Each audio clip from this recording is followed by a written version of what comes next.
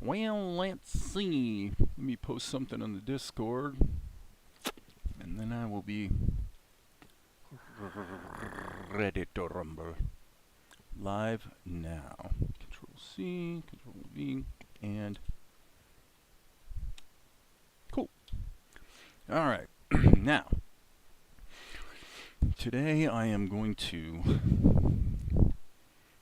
follow the advice of Tom doing art, who the other day said, man, don't get into like this social political commentary on your live stream. I think you're going to lose people if you do that. To which I said, dude, I don't really care. I just do what I do. And then yesterday, towards the end of the stream, we drifted in that direction again. And was it yesterday or the day before? It might have been 2 days ago, but anyway, I'm like, okay, fine. It is definitely, God, social political commentary is all opinion at the end of the day anyhow. So I'm going to take this and kind of show you guys what's going on here. We'll hide the other layers. So this was a bit of a money shot for sure. Let's see what we have here on Vegas. So let's come back here. Just kind of see where we're at. So by money shot, I typically mean difficult. So this would be a money shot. You know, a lot of 3D there. And so Melchizedek is looking for an opportunity to gather some resources for the team. And he's thinking maybe there will be an opportunity here. So this guy says, get out of the way, kid. So this is a money shot because it's a lot more animation and ink and paint than typically happens in a single shot. But I kind of got enamored of the animation, trying to convincingly make it look like this guy's pitching a bucket of wastewater out into the street. And so I decided, you know what, I'm going for it. So that's where we're at with the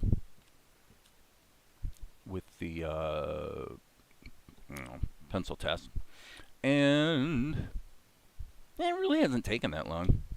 I got the ink done, and so now it's just a matter of getting the color for the tavern keeper, you know, colored in. And then what I'll do is I inked and painted Melchizedek on the first frame of the sequence. So what I'll do is when I bring it into Krita, I'll just cut Mel out of the first frame and paste him into a different layer in Krita, because this gets held through the whole shot. So once we get past that first frame, we don't really need Melchizedek in there through this first segment. Get it? Okay. So now we're going to go to the fills layer. What I've been doing is go to vertex colors, which is basically a fill material, and using that in vertex paint mode simply so that for each given character I can define a palette and use that to do the coloring, just so I don't have to have a really long line of materials. As you can see, as I was working through this, you know, this is a long bit here. I mean, it's basically the whole rest of the show. So when I was earlier in the process, I was creating materials for everything, and I'm like, you know, maybe there's a better way. And what I landed on was using the vertex color thing to break the characters into palettes. So that brings you up to speed. That's what's going on. Got to get these. Hey, Chizyapo. I'm doing good, man. So I just got to get this one colored, and then we can bring it into Krita, get this shot done, and then after that things will speed up a bit because we're getting back into more like dialogue type situations. So all good, my friends, all good. And this is, by the way, an example of a shot that if, when I bring it into Vegas, if I went ahead and played it back at like maybe 12 frames per second, actually we can test that. Let's take a look. So what I'm saying is you'd get to, golly, you'd probably get to about here. and then speed this up a little bit. Now 1.5 would be 12 frames per second. So since the normal is 8, let's see how that feels. It definitely looks more real for sure.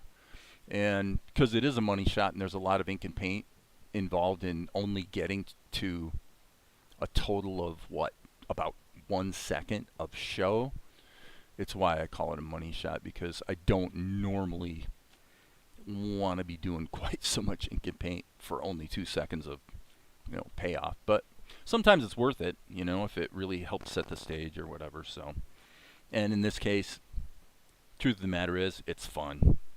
It's a fun shot. I'm enjoying doing it, so what the heck. Okay, so we're on the first frame of the sequence. In Blender, we're going to be in the fills layer, of course. And then you can hit Shift left arrow to go to the first frame of the sequence. Like Shift right arrow goes to the end. So I'm routinely setting a beginning and an end point in my scene so that I'm just isolating that part of it. Okay, so now the next thing I need to do is go back in the timeline, which you guys can't really see, but I want to go back in the timeline to find the earlier instance of the Tavern Keeper so I don't forget what his color scheme is. Like, I mean, I've got the palette, obviously, and so there's some things like his skin that I can kind of guess which color is the right one. And holy cow, I have to go back quite a ways. Oh, there it is. Okay, and do we even have... We must have a full body... There we go. That's what I'm looking for. Okay. Cool. All right. I would have had it messed up, too, because I didn't realize that this is his hair. So... All right. So are we going to be lucky and have, like, virtually no fill problems today? Okay, stop. Remember, when you switch tools... The tool will, with vertex colors, I have to say offhand, if I was in material mode, I don't know if the following would be true. But if you're in vertex paint mode, the tool remembers the last color you used. So this happens to me all the time where I select the right color, then I switch tools and don't realize that I'm on the wrong color now. Here, there is a little bit of a bug to it because according to this, I still am on this color, but yet you can see that I'm not. So I gotta click it twice. Not the end of the world. And now we're just gonna, like I said, kind of hope that got a leak. I think I'll go ahead and patch that in this case. Oh, wow, I guess we have more than one leak. Maybe that right there. There we go. Keep charging ahead. Let me see. I don't see any obvious leaks. Maybe there. So we'll give that a try. Nope, no such luck. So, definitely the most... Honestly, once you're in the groove, the most time-consuming part of animating a show is dealing with leaks at the paint stage, definitely. Okay, why did it do nothing? Unable to fill unenclosed areas, so probably maybe this? Yep. Keep rocking. I got a little leak over here. Actually, it's this one. And... Ooh, got lucky on that one, didn't we? Okay. Zoom out. How did I wind up back there? Okay. Good luck. Yes! Okay, this should be pretty straightforward.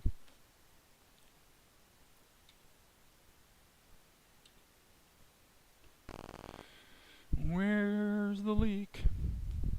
Boop boop.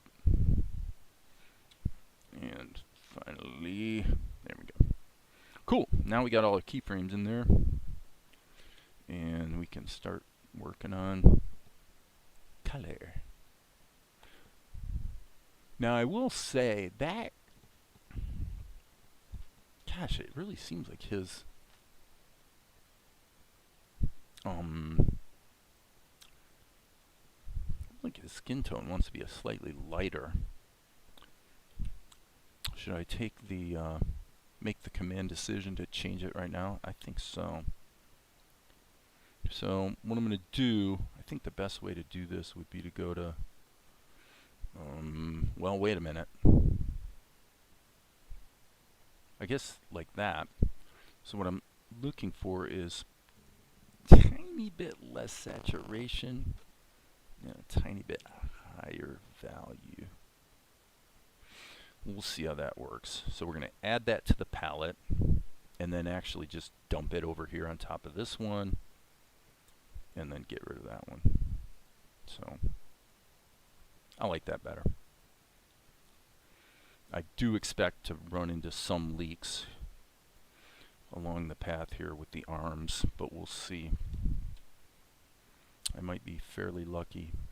If you're an anatomy purist, then you may find some of this a little egregious, just because you can take my word for it that I'm actually pretty strong on anatomy, but when you've got the action blowing by this quickly, you don't necessarily need to nitpick every little detail. Okay, so we have Blender set in draw strokes on back mode, so that means that I can have the leak detector on, and then once everything's filled, I can just do this number and it puts the strokes behind the others, therefore it's able to fill in all the little gaps. Handy. Handy, I say. Oopsie. Another leak. Where the heck is it, though? Ah, right there. Yep. Alright, so what's going on out there in the world? Anything? Chiziapo had a question. Does Blender have a frame range feature? Yes. Yes, indeedy. Actually, and I mean, we could try it, but I think for a shot like this where we do have a lot of potential leaks, it's a little risky. But here it is right here. You'd go in multi-frame mode, and honestly, I haven't done a bunch of fill operations in multi-frame mode. I've used it for sculpting, but so the basic gist of it, as I say, I haven't used it a lot, so I'll tell you what I think the gist of it is that, what do we have here? Why do we have, how did his hair disappear? Looks like I might have missed a couple keyframes. That's all right. Okay, so anyway, to answer your question, you would basically say, let's grab these frames here, and with whatever's grabbed will be what this works with. And so if we pick a location that's more or less in the center, I believe that's how you do it. Because of the ghosting, which is not onion skinning, I don't find this to be that beautiful, or I don't find it that useful to work with, and that's true in Tahoma2D too. I've rarely found a situation where multi-frame fill operations are actually that useful, as opposed to just going through click, click, click, go, go, go. Why is that? Mainly because if you do multi-frame and there's even one frame that leaks and has a problem, then you have to go and find the problem. It interrupts your workflow, and so this is a totally subjective opinion, right? But in what I've seen is the aggregate result is that it doesn't actually save you much time. So that's just my opinion, and I'll be sticking to it for now. So let's go back here and pick up where we left off. Okay, so we want to switch to the skin color, fill, for text paint mode, correct material. But your mileage may vary. I mean, if you're doing a different type of animation, particularly if you're doing, if you're doing the Flintstones or Family Guy, and all of your characters are basically in 3/4 angle, poses that don't really change, then multi-frame could certainly be a big time saver for sure. It's just with the type of inking and style I'm doing here, it's really not, just doesn't pay off that often. So take that for what it's worth. Okay, so here I can again just go like that, and it's going to fill in behind. Come on, come on. Or does, I don't know, I haven't touched Blender in weeks because of uni. Yeah. Yeah, I mean, the short answer is it absolutely does. I'm not going to queue up a custom shot here just to demonstrate it, but I think you get the idea. The main thing is, this is it. It's called multi-frame. So look in the manual, and you'll find all the information you need on multi-frame. I always have this open in a tab in the other screen, and it is specifically the 293 manual because that's what I use. I'm just going to put in multi-frame without the dash and see if it...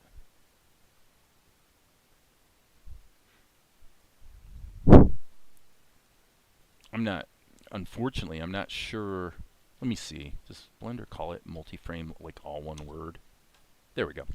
So multi-frame, you're going to find, as you see here, there's a number of entries because the multi-frame approach applies to lots of different tools. I have certainly found it useful here and there when sculpting, especially if there's an error, I don't know, like some kind of anatomical issue or something that can all be corrected in one swoop. That doesn't usually happen, but it can. So that's going to be tricky. That's pretty sloppy. Pretty sloppy there, Junior. Junior was my nickname when I was in college. Pretty funny. I had a lot of friends and stuff who in college that didn't actually know what my name was, and I'm not sure why. I think that, in other words, how this came about. What I think that, from my recollection, is, you know, I'm one of those people who, once I went to college, I was eager to get out of the house, you know, get away from the old man kind of thing. And my sister, who's older than me, had started calling me Junior as a nickname when I was in high school, and it was kind of a joke because I was like way bigger than her, obviously, and you know, I was big. So, but yet I was youngest. I was the biggest, but I was the youngest. So, okay. So why did we even need? We do not need this key right here, friends.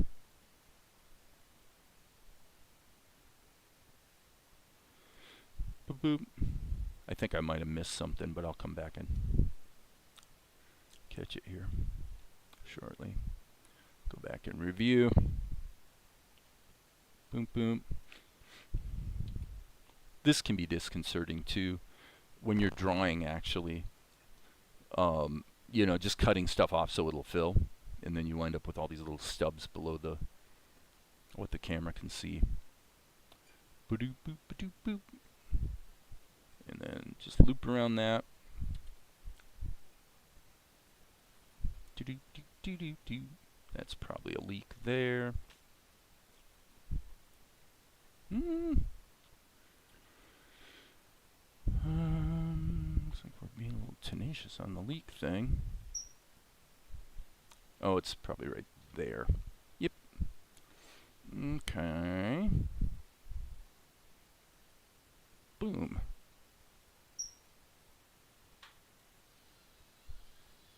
Whoops. This bit was fun to do because what I realized when I was doing the pencil test was if I just drew this arm and then this arm, I could put the cursor right here where it is on his shoulder and rotate the whole as a unit. So it did kind of save me a lot of time on the inking, because I really only had to Well, I say a lot of time. It saved me some time. I guess I shouldn't say a lot of time. And life is not all about doing everything fast, obviously. Oh, come on. I guess it's here. You know, and I could certainly make the gap closer more aggressive and probably spring fewer leaks.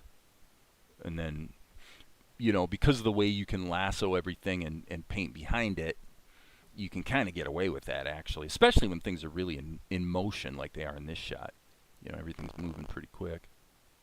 So it's not like anybody's going to notice that right there. You know what I mean? They just aren't. So, yeah, that definitely makes it quicker.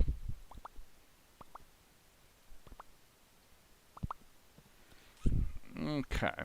Let's just go back to the beginning.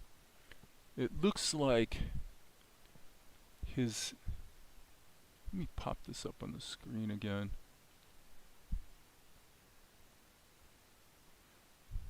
Not sure if his armbands are actually the different color or not. Not sure. Not sure.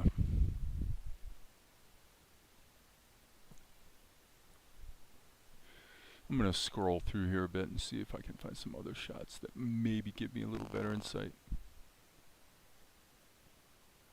I guess I'd say we're early enough in the whole process that if there was a small change in his colors, it wouldn't actually matter anyway. So I'm going to assume what we want to do is probably something like this, this, this. And then, again, as noted, can just do a lasso thing, and it'll fill in the little gaps that seem to persist. Okay, so now in this case, we have a little bit of a thingy here where I left a line out, but that's okay. We'll just keep moving forward. Do the same thing here. Yeah, that's not gonna fly. So, if you miss a line, well, you can either go back and repaint the line, or you can blow it off. That's your choice. But yeah, you can see because I've got the gap filler set so aggressively, it's definitely leaving a lot of ick behind. But ick that's easy to fix, so to which I say, who cares? Oop, got a little glitch on the hand, and this we could actually just do it this way.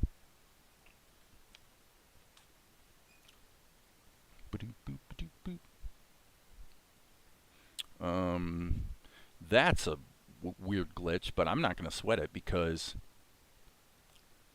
for the simple reason that that's one frame. I mean, it's going to go by so fast it just doesn't matter. I know that seems a bit careless, but actually, let's not do that. I'm going to go shift. But that's part of the, I guess, the art of creating a very big animation project is knowing when it matters to sweat the details, because it often doesn't. And again, here, let's just do it this way. All right. We'll decide what to do with the bucket here in a little bit.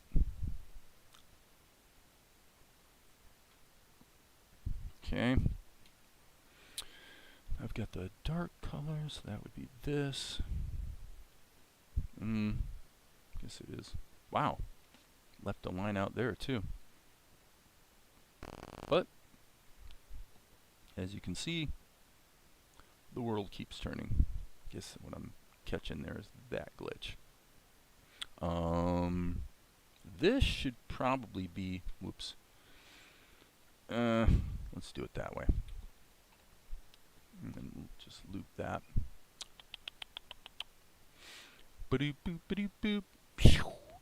So just to reiterate, for those that are mystified by the fact that I can transition from doing fill operations to drawing the lasso, the answer is right here. Draw strokes on back. That means that whatever you draw or paint or whatever is put underneath whatever was there previously. And that allows you to do fancy schmancy things like this, where it fills in all these erroneous... Whoops, that's the wrong color. Must be because I switched tools. There we go. But yeah, super, super useful for cleaning things up. And in Krita, you would just go in behind mode. I don't have it on the hot list here, but you can hit Shift Alt Q to switch to behind mode. Does exactly the same thing in a pixel format instead of a vector format like Blender. Okay, go back to that. Do do do do do do do do do do do do.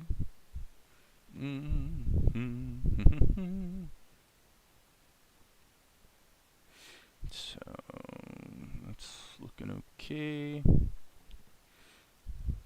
Boop, boop. Okay, let me check something here. Yeah, we're gonna have a problem, but I can fix that pretty readily. Okay, I'm not gonna worry about it yet. If you don't know what I'm talking about, you'll see in a minute. If you have a keen eye, then you probably noticed that the opening in the guy's shirt somehow kind of disappeared, which is obviously not exactly acceptable. So how do we fix that? Well, I'm going to grab the flesh tone and then turn that off so that I can then... Okay, it's because I switched tools. I got to hit this twice.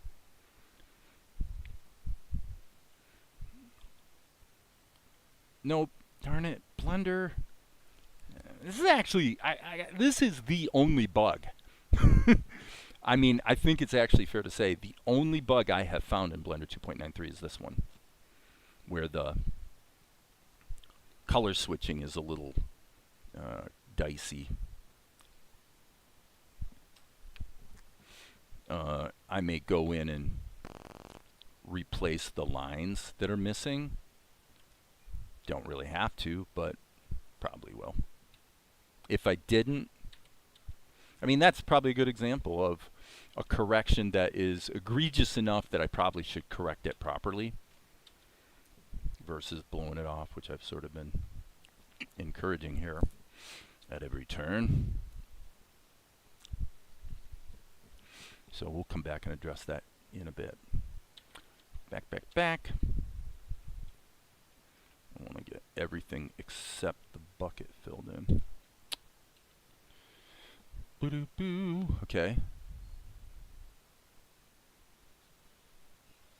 That's interesting. See that? I was actually keeping an eye on this while I switch, and this was not updating either. So, yeah, that's the one thing I found in 2.9.3 that's a little buggy. But it's not enough of a bug to actually cause a problem very often. So, okay, I'm going to turn that back on just to...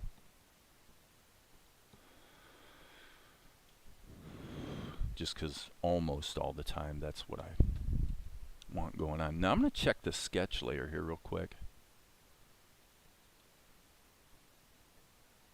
Yeah, okay, cool. This is making sure I didn't miss a frame. Fill. Now this, by the way, if you're a Tahoma2D fan, this would be something I could not get away with in Tahoma2D. Which in Tahoma2D, what you would do is you would use the Smart Raster brush tool instead of the standard brush tool. And what it'll do is it'll paint areas of color. And I would call it a bug, but it's been a feature in Tahoma2D as long as I can remember. So Tahoma2D will not respect that edge. It'll just fill right over it when you do another fill operation because it doesn't respect the edges of a region of color painted with the Smart Raster paint tool. It will not respect the edges Just a word to the wise if you're a Tahoma2D fan, that's all.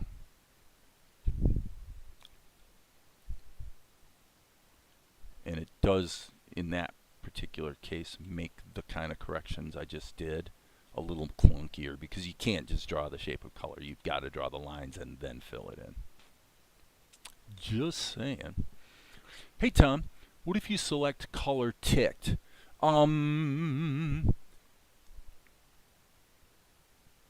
Okay, actually Tom's maybe making a really good point here. You're saying, yes, so that's a good question. I don't really want to open Tahoma and go there, but you're asking a very good question, because if you're in Tahoma2D and you've got it set to, okay, you've piqued my curiosity. I'm pretty sure I know what you're asking, and I'm kind of curious about the answer myself, so let's find out real quick. It will not kill us to divert over to Tahoma for half a second and see about this. So be patient, friends. Tahoma is loading. So what I'm saying is this. Let's hit the B key. Okay, so I have a shape. Actually, let's use the ink color. Okay, so why does it keep switching? Hello? That is freaky. Okay, I'm going to guess what's going on here is, because I don't have a layer yet, it's creating a new layer, and when it creates a new layer, it defaults to this color, just because that's the way my template works. Okay, so anyway, that's what was going on there. Okay, so I'm going to draw a shape. Okay, and then as you guys can see, we can hit the fill tool and fill it. Okay, however, if we were to use this color and use the hello, I actually have to use my mouse because it keeps jumping when I use my stylus. It keeps jumping around. So the Smart Raster Paint tool is very useful because it allows you to just quickly fill in areas of color like this. And I might have a bad example here because I don't know why that filled. I've seen umpteen times where it wouldn't. So let me see if I can reproduce the glitch. I mean, in practice, the way it would work would be you'd have an area like this, for example, that you go to fill, but it won't fill because there's a leak, or it'll do that and fill the whole area. Okay, so theoretically, your solution would be to take the color you're going to fill it with and just go like that and close the gap. Okay, so now this shouldn't work, and I probably should make the fill depth as wide a range as possible so I don't get a bad result because my thresholds are too high.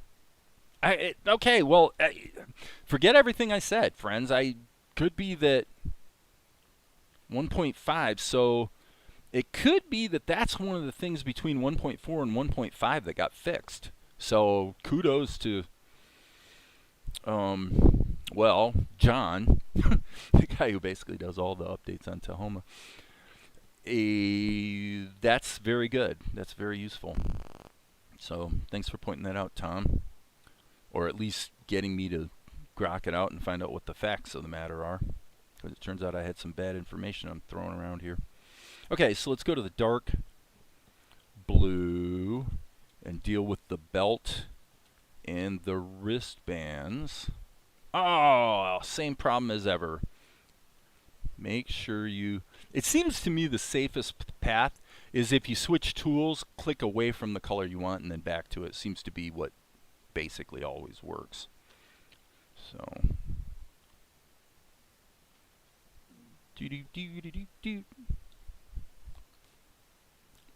Boom. Boom.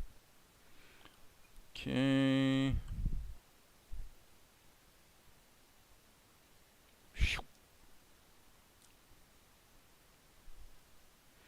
Yeah, that's definitely asking for trouble. So this is where you basically go through and start doing a bit of this type of thing to just clean things up so it doesn't look stupid.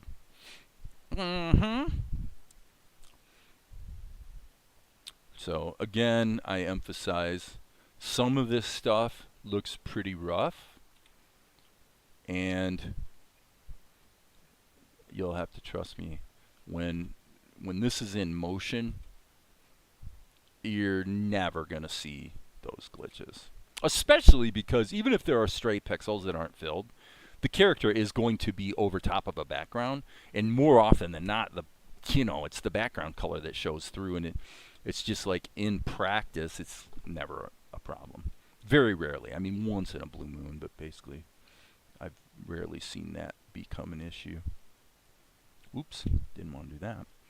Okay, so let's go through and get this dark blue color in, and then we need to deal with the bucket.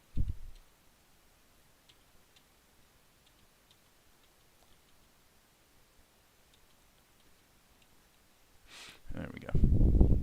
Boop, boop. Boop, boop, boop. Again, same issue. Sorry, guys. Not really my fault. This is showing the correct color. Unless, did I change?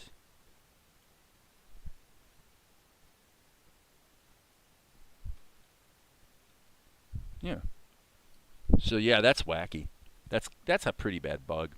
I'm sure they've probably fixed it, and they may have even fixed it in the 293 series with one of the dot something updates, although I kind of doubt it, because I'm pretty sure I'm using the last version of 293. I'm using the last version of Blender that was released before version 3.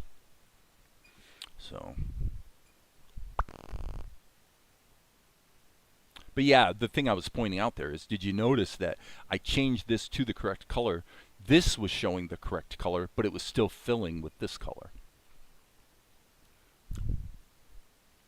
We don't want that sort of behavior around here. We don't approve of that type of behavior, do we?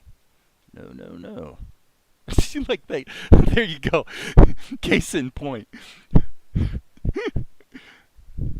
Not rant worthy though. I mean, it's a pretty minor glitch that you just kind of have to remember here and there. I guess I'll come back and catch the legs in a bit, so I'm not having to actually just keep changing colors and dealing with that very issue. Boom, boom, boom, and boom. Okay, so now let's get the flesh tone back in his skinny little legs. Okay. All right, so now how are we going to deal with the bucket? Well, the bucket is a prop that only shows up here, in one place in the show. So what I'm going to do is I'm going to grab the color of his hair and turn this way down, and I'm just going to totally wing it here. So I'm going to use that color for the interior of the bucket and the bottom of the bucket, and then I'll just lighten it up for the outside of the bucket and the handles. Actually, another thing, let me go back a few steps, I think. Okay, probably there's okay. All right, I want to actually crank this down. I happen to know for a fact that this is a closed shape, and it's silly to have little tiny artifacts when there's really no good reason to. That I'm not going to sweat.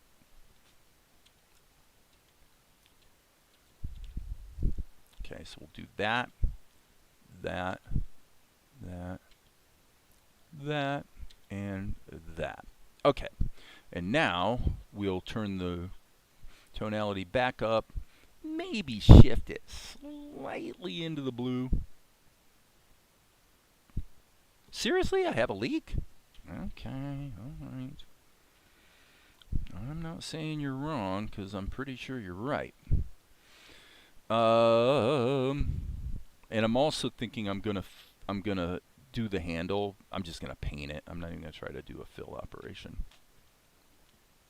Why be frustrated for no good reason? I do have a prominent leak here along the bottom of the bucket, unfortunately. Okay, boom. Oh, seriously? I'm on the wrong frame.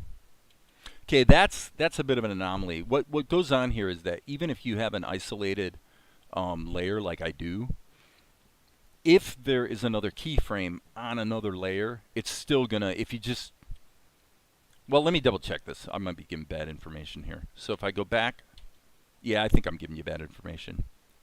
I don't think, I was gonna say if I hit the up arrow to go to the previous keyframe, but there's another keyframe on a separate layer, I believe, here's the deal. If all the layers are unlocked, I mean, it's still respecting the layer that I'm on, so I guess I was about to talk some trash for no good reason. I must have accidentally hit the back arrow instead of the up arrow. So up arrow toggles between keyframes, whereas left and right arrow just go back one frame at a time.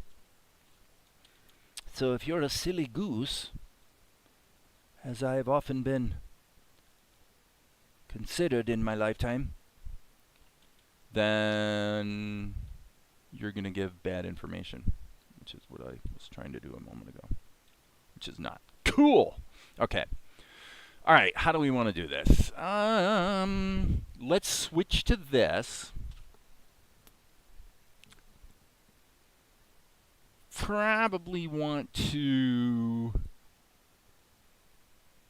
just, probably the best thing to do would be just sample that color. It just added it to the palette. I'm going to delete that later, though. I don't want to have that in there, because then what will happen is the next time I come back to the Tavern Keeper, I'll be like, what color is that? What's that for? And I will not remember. And I will be confused. Okay, so one point worth pondering here is that switching to charcoal ink, but leaving it in vertex paint mode might be kind of smart, because what I'm doing right now is I'm having to draw the shapes of color, and I don't want to. I just want to, I want to scribble, basically. That does the, Let me think about this for a second. I am not being the most brilliant and bright guy on the planet here at the moment. We're trying to do stroke and fill,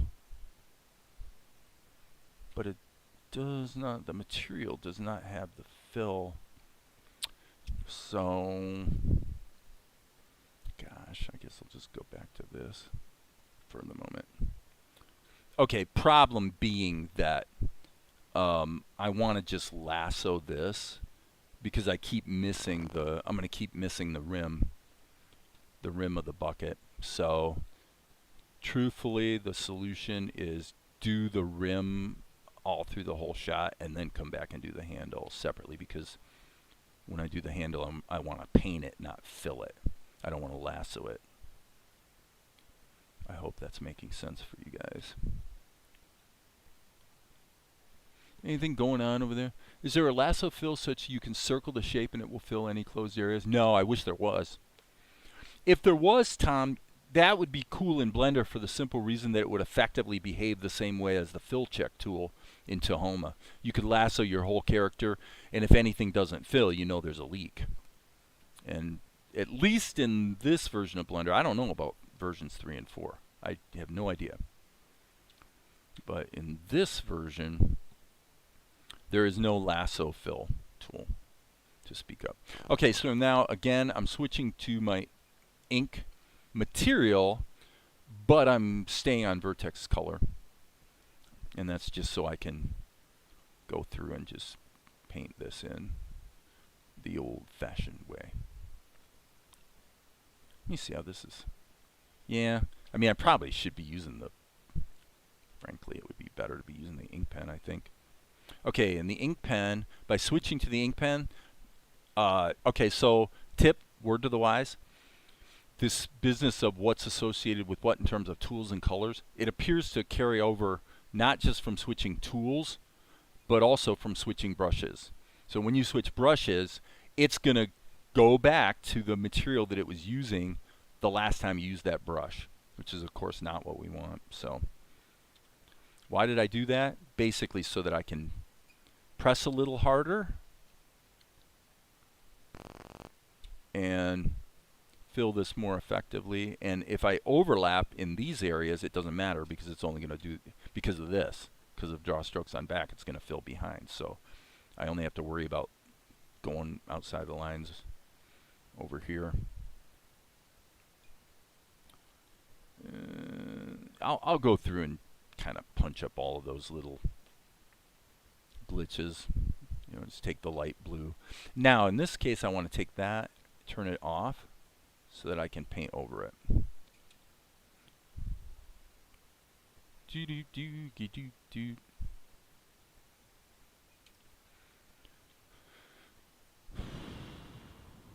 Yeah, for what I call a money shot, meaning more work than the average. You know, if I'm going to retire 2 to 5 seconds of show, it usually takes less work than this particular shot requires because there's just so many frames that have to be inked and painted. But you got to do that once in a while. You got to kind of have some money shots here and there.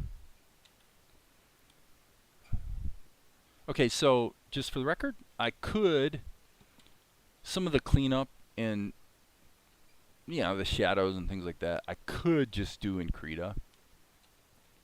It's not really, it doesn't matter, actually. But I did Mel shadows here in Blender, so I guess I'll just do that. Okay, so before I do that, I want to go through and I want to take, go back to my vertex colors, my generic material. Grab that, and then we're just going to go through and find stupid stuff that probably needs to be punched up a bit. And the fact that we're using the light blue, it doesn't matter what color we use, honestly.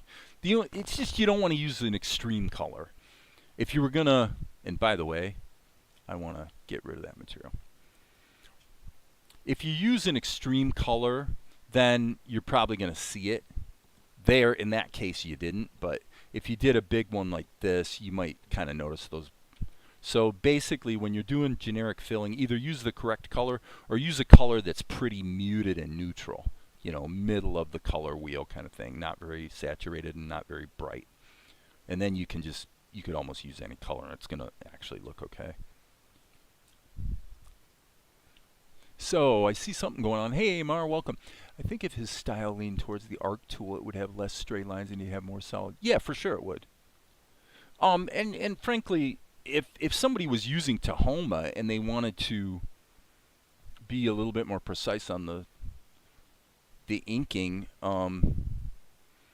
you know, you could use vectors. I have plenty of things to complain about vectors in Tahoma2D, but to be fair, if you use the vectors for what they're good for, which inking a scene would be a good example, but then what you do is don't give yourself, and Tom, you can contradict me on this if you disagree based on Tahoma 1.5, but basically the rule in the past was once you start getting into doing fill operations with a vector layer, you're going to have problems. It's going to be a little different problem every time, but you're never going to have smooth sailing, ever. That's been my experience. So, bearing that in mind, what you do is you do your inking on a vector layer so you get all the benefits of, say, like Amar's saying, use the arc tool. Use whatever floats your boat, and you get the benefit of snapping so that your ink lines will be more likely to be closed because you're snapping them to the other lines that they're touching. So the snapping is definitely useful. And then what you do is you convert, once you do your ink lines, you convert it to a smart raster layer. I mean, you might make a copy of it so that if you need to edit the vectors with the, like the Bezier, in Tahoma2D it's the C key. You hit the C key and you can adjust the nodes of a vector line, right? Change the shape. So what you would do is you would do your ink on a vector layer, but then you would either copy and convert it to a smart raster layer or just convert it straight up, don't even make a copy, and then do your fill operations after it's been converted to a smart raster layer. That's the best of both worlds as far as I've ever been able to tell, doing you know, ink and paint in Tahoma2D with a minimal amount of unnecessary fussing. So if anybody disagrees or has a better opinion on that, you know, feel free to. Yeah. I mean, the gist of it, I'll show you real quick. The gist of it is, okay, so for people that aren't totally up on, you know, the 3 animation tools I use, then this may be somewhat helpful. And by the way, we do still have to do this guy's shadows. Okay, so what we'll do is we create a smart raster layer, okay, and presumably drawing the arm of our tavern keeper, which he's kind of a beefy guy. So we got this arm, right? And he has obviously these cuffs that he's wearing, just like Mel does. Okay, so we've got to ink it. But to Amar's point, we want to have the benefit of inking on a vector layer so that it's editable. Okay, so we add a vector level, and we do our inking here. The way Amar's saying it is use the multi-arc tool. So this is what that looks like. You'd be oops, hello. One of the catches with the multi-arc tool is once you accidentally touch your screen, you can't back out of it. Of course, you can hit undo, but well, maybe you can't. I guess if you hit undo in the middle of the stroke, it does work. So I keep giving out bad information today. Okay, so I'm going to turn the opacity of that way down just so it's easier to see what I'm doing. So watch how this goes. Boom, boom, boom, boom, boom, boom, boom. I'm not going to do the whole arm. I'm just going to do part of it. Okay. So the multi-arc tool, if you want really clean ink lines, absolutely. And see how it snapped right there? So now I know I have a closed shape. And if I hit the fill check tool, what is it? I got to remember my hotkey. I think it's Control Shift F. I better check that. I haven't used it in a while. I haven't been in Tahoma. View, fill check. It's Control Shift F. Okay, well, that's a little sad, but according to Tahoma, this is not a filled shape. But let's continue. So then, why did we do it this way? Well, one reason is we want the editability. So you grab this tool, and now you can go in and actually start dinking with the nodes, which sometimes means, well, now the fill check tool wakes up and decides to work, so that's fine. Okay, so, you know, you can delete nodes, you can tighten up edges, you can reduce the level of detail, whatever you want to do. Really dial it in because you've got the benefit of working with vectors. And then what you do is you take this layer, and before you start doing, like, if I fill this now, it's going to fill, just so you know, because it's a closed shape, and I know it's going to work. But there's many cases, especially if you have a vector. The quintessential case would be you have something like this, where it snaps.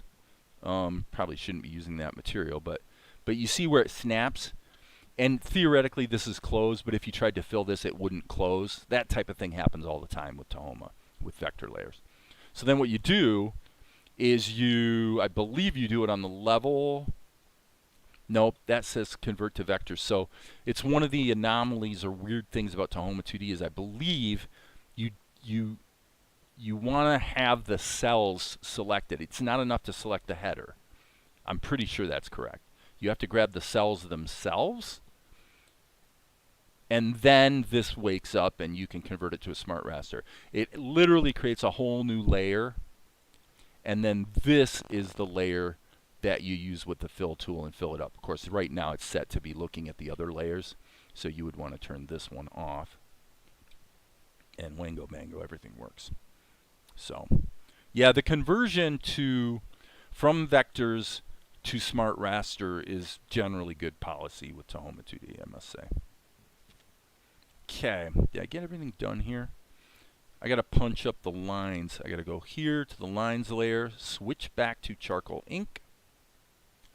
Got my ink pen. To tell you the truth, when I was inking this guy, I was actually using the pencil, but I set the strength to not be velocity, or I should say pressure sensitive.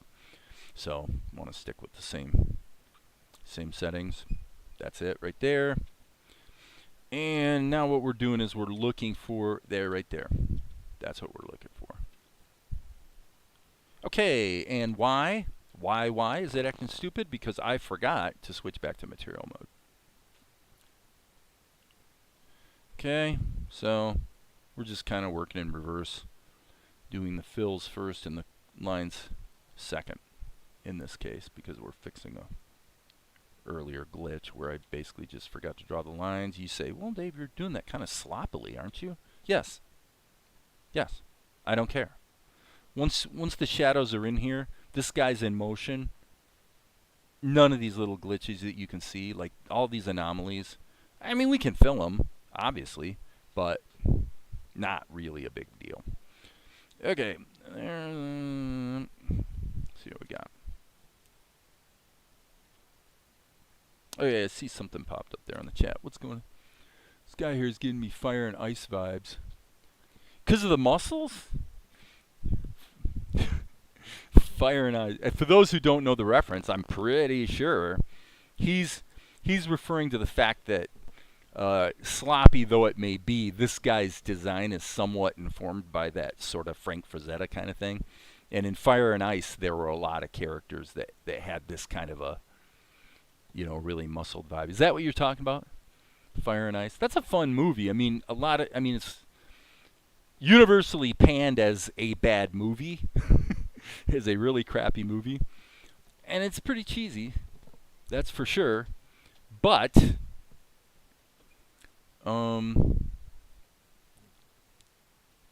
it's beautiful.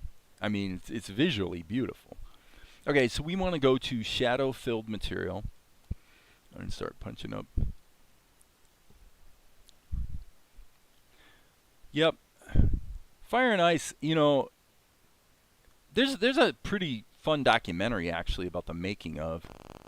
In fact, when I was at the Frazetta Museum, come to think of it, they had a... and that was a lot of fun. I was hanging out with Frank Frazetta the third. But yeah, they've got the video of the behind the scenes of Fire and Ice, like running 24/7 there in the museum, in one of the, in one corner or whatever, however you want to say it.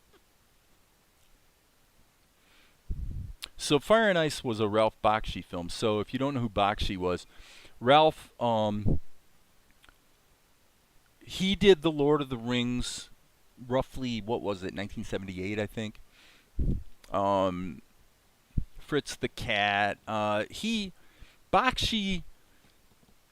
is he's not widely respected in animation circles because he rotoscoped, which, I think for him it was mainly a cost factor. It's like we got to do this as well as we can, as fast as we can, and so he used rotoscoping extensively.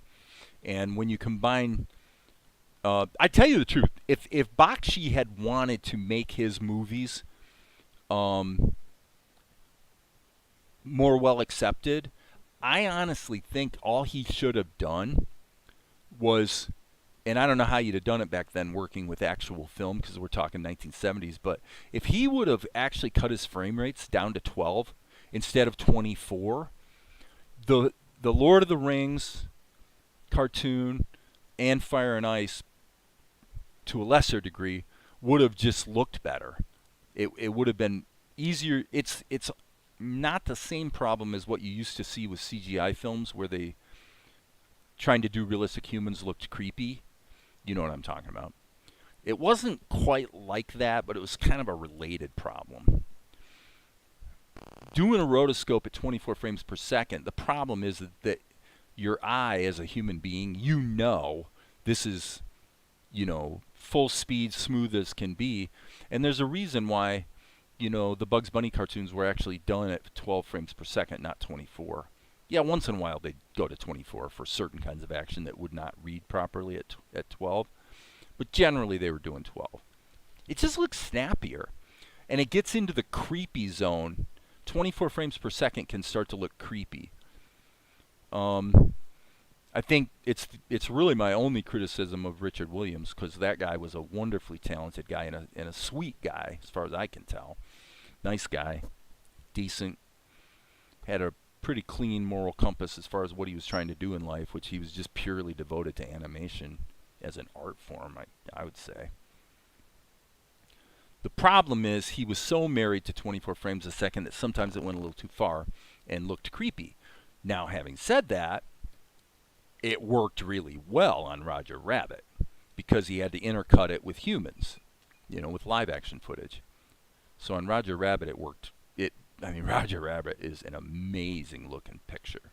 Super crazy good movie. And a good film, too, a good story. Whereas Fire and Ice, you could probably say the script was somewhat lacking. The main thing, it was just tropey. Like all the narrative devices that they used to tell their story were just everything was stuff you've seen a million times before, you know what I mean? Real predictable and just not great writing, as far as I can tell. But visually, kind of a treat. If you're into, if you're into Conan and John Buscema and Frank Frazetta, you've got a whole movie's worth of that in Fire and Ice. And there's plenty of sex, too, if you're into that. Well, not sex, but we're talking soft porn here. We're talking very soft. But, yeah, he definitely liked to jiggle those bosoms. You can watch it on Tubi. So if anybody's curious and doesn't know what we're talking about, look it up on Tubi. Tubi is a free platform. It's, you're going to get commercials. Although I have to say, I mean, I use Brave browser, and I noticed a long time ago that for whatever reason, Tubi, if you watch it on a computer as opposed to the mobile app, the commercials actually don't run.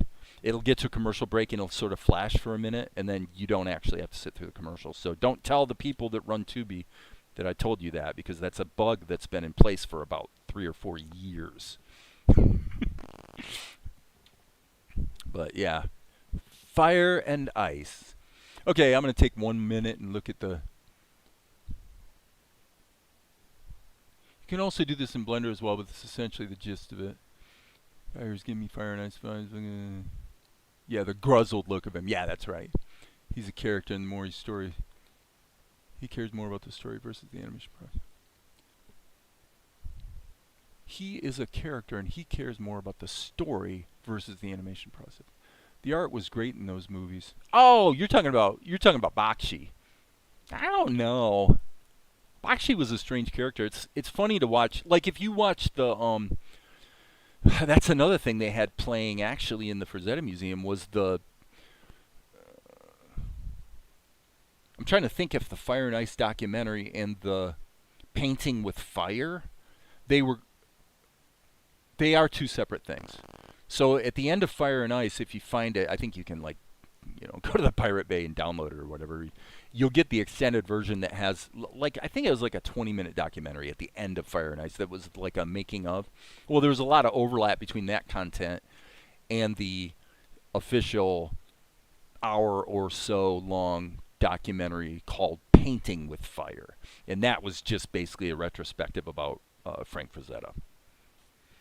So anyway, in that movie, you begin to understand how, or documentary, I should say, Bakshi, Frazetta, Jack Kirby, Harvey Kurtzman, frankly, Stan Lee, John Buscema really wasn't from Brooklyn or anything, but he was a New Yorker. All these guys came from New York, and a lot of them, they knew each other, like in the 40s when they were youngsters. They all knew each other. Alex Toth, Al Williamson, these guys all were New Yorkers. And I guess they got in the comic book business because it was there. Why do you climb a mountain? Because it's there. Well, if you want to draw for a living, I mean, comic books were, New York is where they happened. So anyway, there's a lot of sort of casual, guys sitting around shooting the breeze in the Painting with Fire documentary, and Bakshi was part of that. I never knew until I saw that documentary that Bakshi was a New Yorker, and he was kind of part of that old gang of ragamuffins, that pretty much wrote the whole story of the modern comic book age, but they certainly did. Between Frazetta's Warren magazine covers and Kirby and Buscema, Al Williamson in comics, pretty amazing little bit of history there. So my point, I guess, was that when you listen to Bakshi talk, he was kind of pragmatic. He's just trying to, for whatever reason, he was turned on by animation, and he's just trying to get the job done. And the solution for him was to rotoscope. And of course, purist animators take issue with that, which I think is pretty stupid. I mean, my beef with rotoscoping is not that it's a cheat. My beef with rotoscoping is that if you're not careful, it looks stupid, because it is too realistic, especially at 24 frames per second. Like, if you want to experiment with it, do this. I have a video on my channel here you could probably find. But I did an experiment where I shot video of a friend, walking around or whatever, and then I rotoscoped it. And my experience with that jibed with what I had experienced back in the 90s when I had considered creating a CGI cartoon, and we were using rotoscoping as a cheat there as well. The way we would do it would be to, so it was these bug characters, because this was in the time of A Bug's Life kind of thing. So what we did was, we had a room, roughly 20-foot square, and I would stand in the middle of the room, and we had one camera set up pointing at me this way, and another camera pointing at me this way.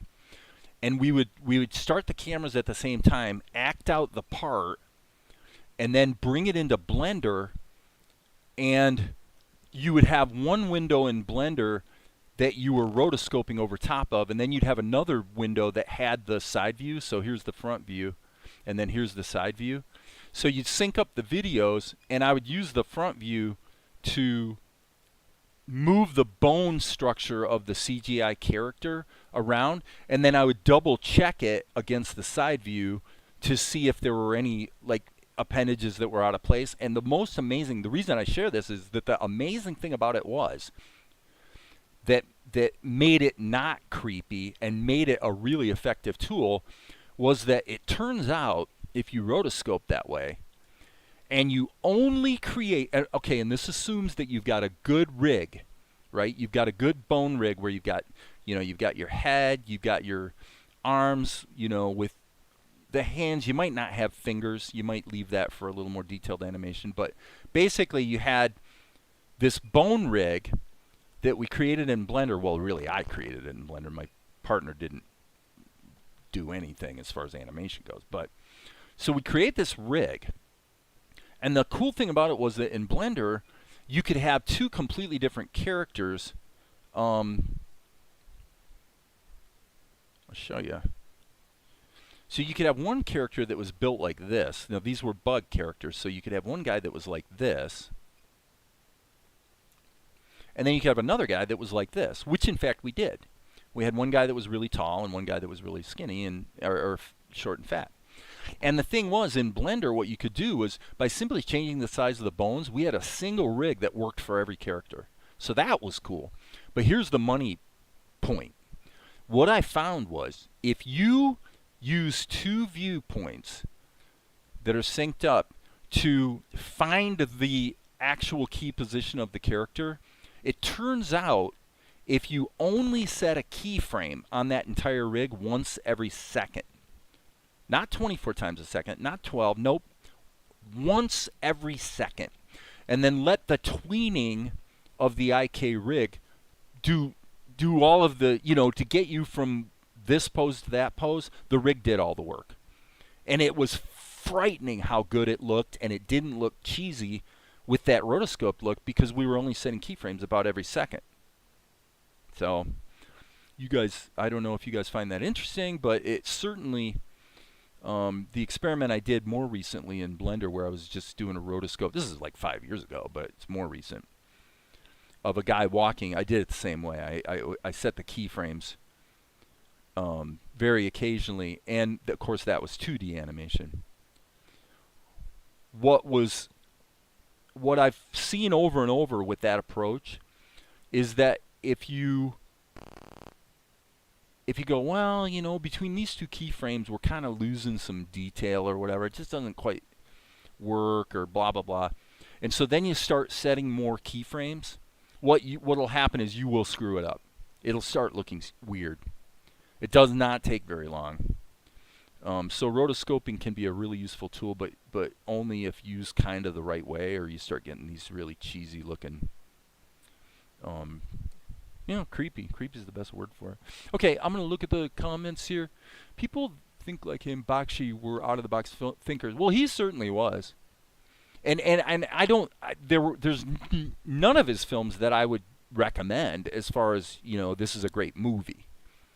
The animation part of it's pretty interesting, but honestly, most of it in practice didn't really look that good because it was there were too many keyframes. The motion was too smooth, and so it looked weird. So I can't really recommend Bakshi's films, but as a point of study for animators, it's certainly something to be aware of, and he certainly had a role to play in the history of modern animation. But, I don't think he did it because he thought it was necessarily the best idea. I think he did it because he was really crunched for time and money, and that was the best solution he could come up with.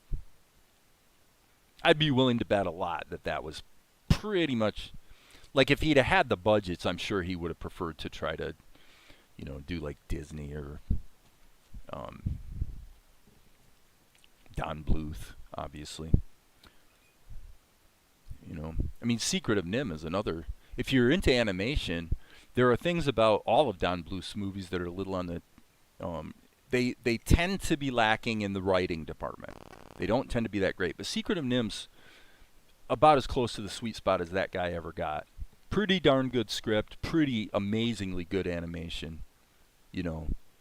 Now the sequel was terrible for Secret of Nim, so don't waste your time on the sequel. It might as well be a Saturday morning cartoon. But to Don Bluth's credit as a pragmatist, which of course as an animator I kind of am, let's face it, when he embraced the fact that, look, my budgets suck, I have to do this the cheap way. What did he do? Land Before Time. He just embraced it and wound up with a major hit, And little kids don't care. Little kids don't give a rip whether it's 12 frames per second or 8, So, I'm not a mega Don Bluth fan, frankly. For reasons that don't really have anything to do with animation. He's an okay guy and everything, and he certainly has himself contributed a tremendous amount to the history of modern animation. But anyway, let's see. Yeah, probably should put that shadow in right there. Isn't this fun? Come on, guys, this is fun. But I'm with Amar. I wanted to do this on this character. I wanted to do the let's go back to my comic book roots a bit and have some fun with this guy's anatomy. Let's just make him buff. Why not? He's not appearing in the show very long, and probably do a shadow like that actually. That was what I wanted to do. When I was in high school, it was like I wanted to do comic books. And honestly, I at the time I would have tried to enter the industry, I really was not ready, skill-wise. I don't know if I'd be ready today, actually. Much happier, I think, doing animation. Although, I say that, but I've thought a million times about doing a web comic just because I do like the narrative format of comics. The form factor, the balloons, thought balloons and talk balloons, things like that. It's a very interesting medium. And way faster and cheaper to create a webcomic than what I'm doing by a country mile. By a country mile. Now, guess we got one more key. Except, yes, okay, that's right.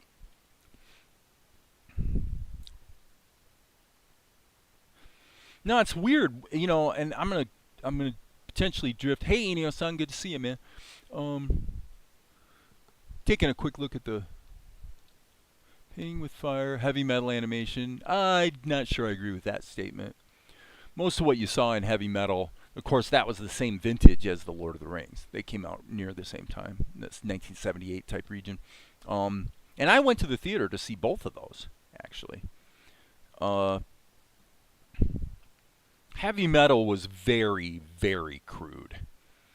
And I go back and look at it and go, okay, this is a movie that basically failed pretty badly. I can kind of see why. There were a couple segments, but I mean, who's ever done the anthology thing and had it be successful anyway? You know, I got a friend that's into like blood and guts type films. You know, low budget. What would you even call that? I don't even know what you call that. That genre. You know, like low budget slasher film type stuff. But that's something he wants to do. And see, I've got a movie. The second movie I ever made was never released, and it's pretty awful. I mean, to be honest, it's pretty awful. But there are things about it that are pretty good. And if I took this picture and cut it down to only be like 40 minutes long, or somewhere between 20 and 40, frankly, it probably would work in an anthology format. But like I said, I'm not aware of any. I mean, I think the Twilight Zone movie was an anthology, wasn't it? I believe the original Twilight Zone, that was around 1980 or something. I think that was an anthology. But it was one of those anthologies where half the movie's one story, and that's really the story everybody remembers, and then you know, and then there's some other stuff that is pretty well forgotten. If maybe I'm remembering wrong, so if somebody knows, you can feel free to correct me.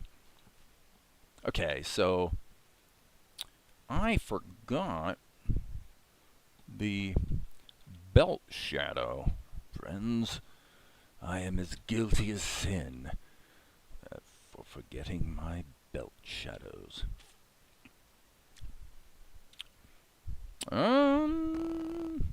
Okay.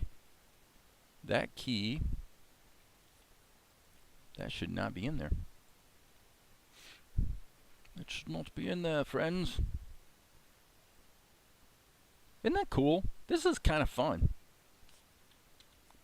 I wouldn't want to do it every day, but not because I don't like the kind of the style of it, but it's just so much work.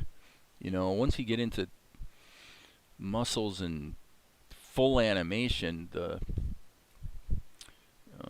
the productivity factor kind of takes a quick nosedive. But as noted earlier, sometimes it's worth it. Just depends. Depends on what you want to do.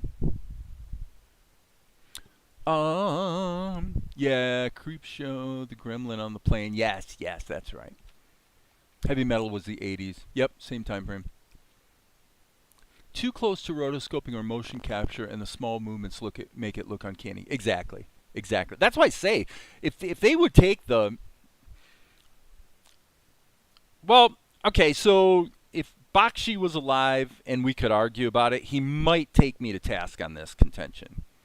He might make this argument. He'd say, well, the problem is, if you look at those shots in The Lord of the Rings and how cheesy some of them actually were, that he might argue, I would probably disagree with him, but he might argue that having that rotoscope 24 frame per second thing going on distracted from some of the flaws. I don't agree with that, but I just knowing Bakshi from, the interviews I saw back in the day or whatever, I suspect he would probably make that argument. But I don't know. Of course, it's all speculation. But yeah, point being that if Lord of the Rings, if you're going to rotoscope it, don't do it at 24 frames per second. It will look creepy. And it's very hard to quantify why.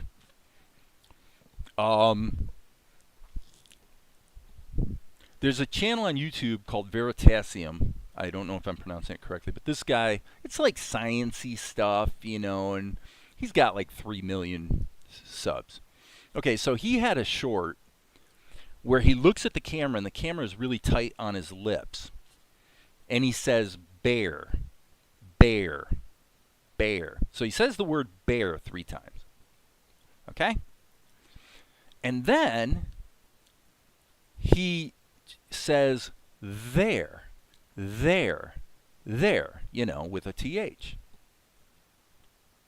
So he does this, and this almost kind of dovetails with some of the things you're going to learn if you look into the work Michael Levin is doing on biology and consciousness. But anyway, the point was, it's like he said, now, guess what? It was the exact same audio. You're like, no way. And you go back and, yep, it was the same audio. It was the same audio both times. The difference was your eye could see the lips touching each other, and you'd hear the B. And in the second clip, the lips didn't touch each other, and you would hear the TH. So it turns out that our eyes are playing a potentially much bigger role in determining what we hear, or it might be more accurate to say what we perceive, than we realize. Literally the same exact audio, and yet you hear a completely different word because of what your eyes see. And it's a freaky effect, so you can look it up. Again, it's Veritasium, and it's just a short, so the whole thing's like 1 minute long, so it's not like you're going to be wasting your day watching it. But I thought that was definitely pretty interesting. Okay, more shadows. Let's do this one a little simpler. And what I'm going to do is just kind of lay all this in first and then come back and get other shadows. Okay, so now we should probably shift to the other side, like so.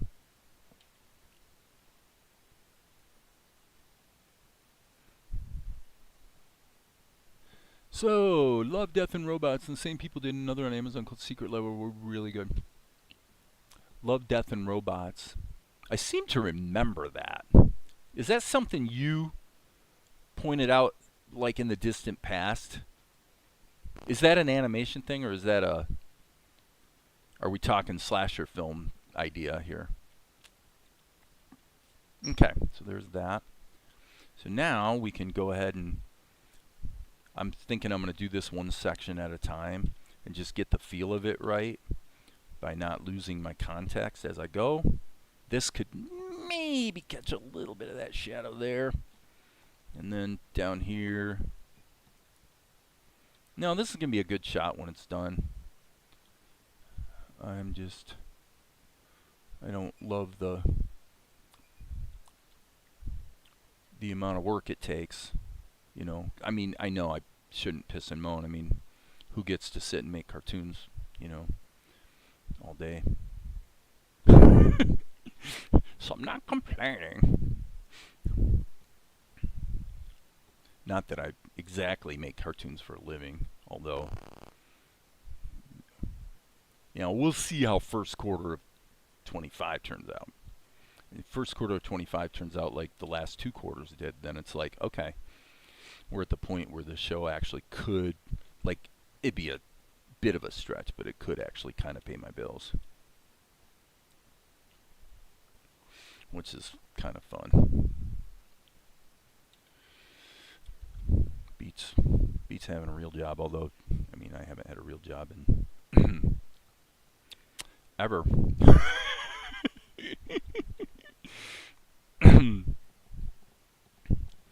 I have not had... That's not really true. When I got out of college, I got a job in a recording studio. Lasted 3 years. The guy that hired me, loved that guy. He's a great friend to this day. But the studio didn't quite make it. Went under. Had to close up shop. So I took a job at a jingle company. And that was the only corporate job I ever had. I only lasted 4 months, and they fired me. And that was that. And I said to myself, you know what? I just want to do my thing my way. Which is not really what happened, because the truth of the matter is um, I had to hump it pretty hard doing telephone sales, to really get the ball rolling. I was making calls for 5 months solid before I made my first sale, so I guess I do have a little bit of tenacity. Recently on your Discord, it was done about 2 years ago. Yeah, I seem to remember that. 3D short films. Okay, the first had more of a horror feel, and the one on Amazon was based on video games. Okay, in just a moment, I'm going to take a short break, get myself a tasty beverage, kiss my woman, blah, blah, blah, and then we'll bring this into Krita and start dealing with the background, because we're almost ready to render here, actually. So once I go, I tell you what I'll do is I'll put the show on. I'll just loop what I've done so far on episode 2 and just let it roll. Oh, I guess I need to put this here and this here. Okay, cool. So now, save our work. Go back to Vegas. Hello. Waiting for Vegas to wake up. And I'm not ditching y'all. I guess I don't really want audio playing. I'm just going to let this roll. And I'm just going to let this roll and take a short break. So, be back in a few minutes, guys. And I'm going to, don't let me forget when I come back to turn my microphone back on.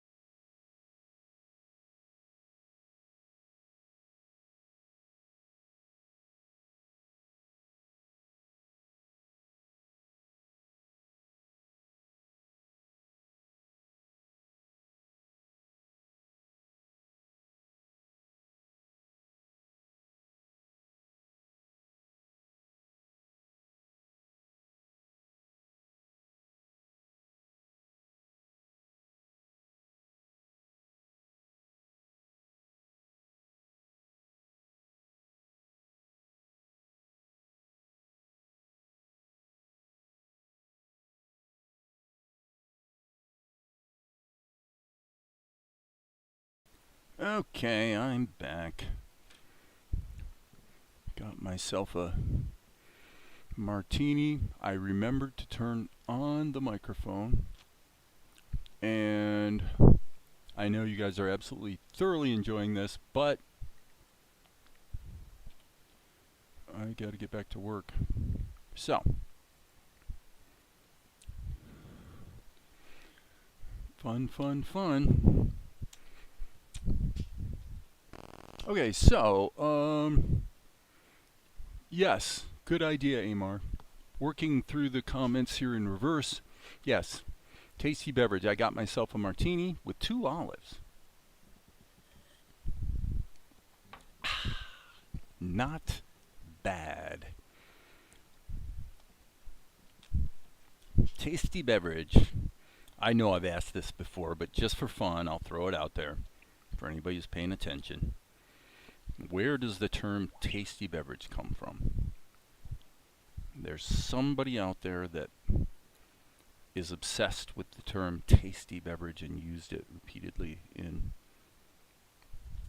movies.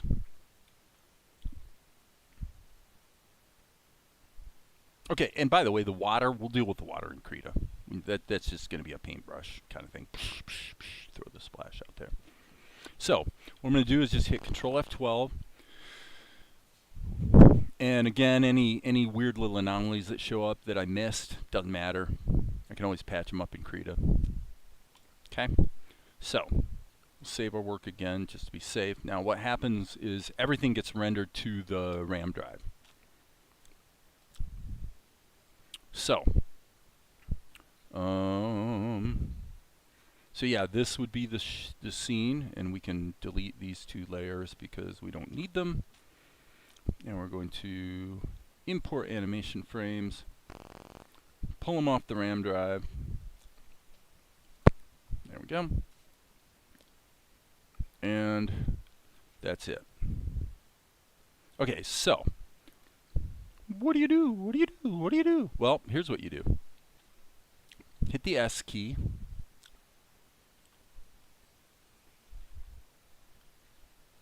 Control X, Control V.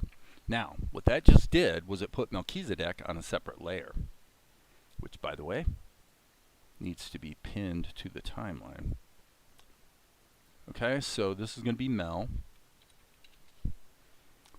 And now he's been cut out of this layer, which also needs to be pinned to the timeline. So this is the Tavern Keeper. And we save our work. And now, because Melchizedek is on a separate layer, he's just going to be there through the whole shot. Which obviously, as you can see, presents a problem. Right here. So we go to this frame, go to the Mel layer, and just hit the Insert key to insert a new keyframe. And yes, we have 2 shots in one here.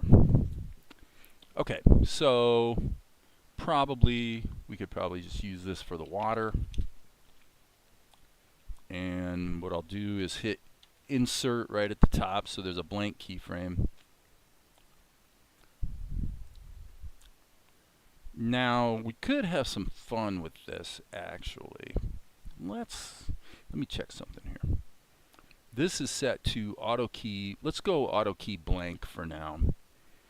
So if I start doodling, and let's just pick a middle of the road color, and hit the B key. We'll be using the Conan brush.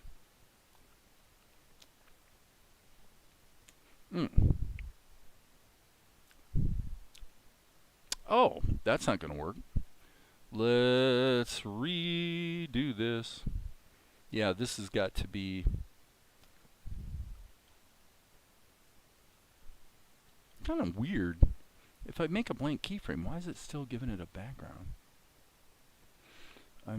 Maybe I'm having some kind of brain fart here. I'm not sure, but that's okay. I'll just there. Okay, so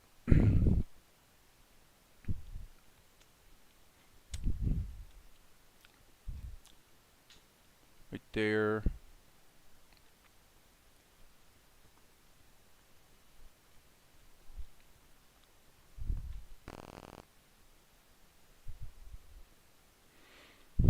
This probably isn't going to make too much sense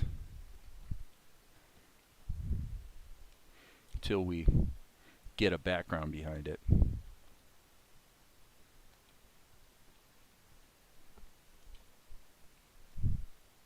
So right here, right there, so you can't really see it because of the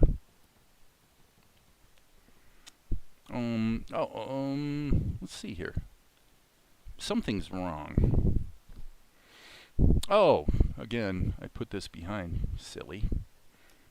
Okay. So let's insert a blank keyframe.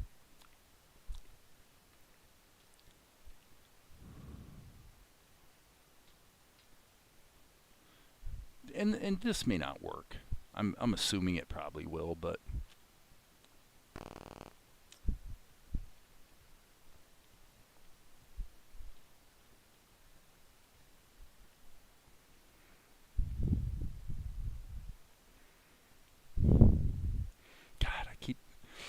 oh, guys, I'm sorry. I'm actually hitting the left arrow and going backwards when I meant to be going forwards. So this is probably actually all screwy. Let's do this. Let's put this.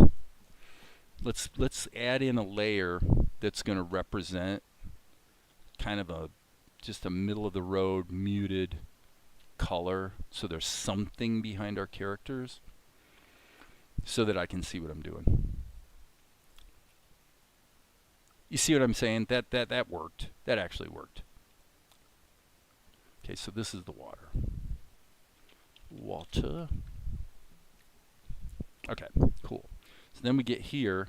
Now the problem is that this really needs to be water 1, and we need to have a water 2. Reason being, the other water layer needs to be behind the other stuff, not in front of it. So B key.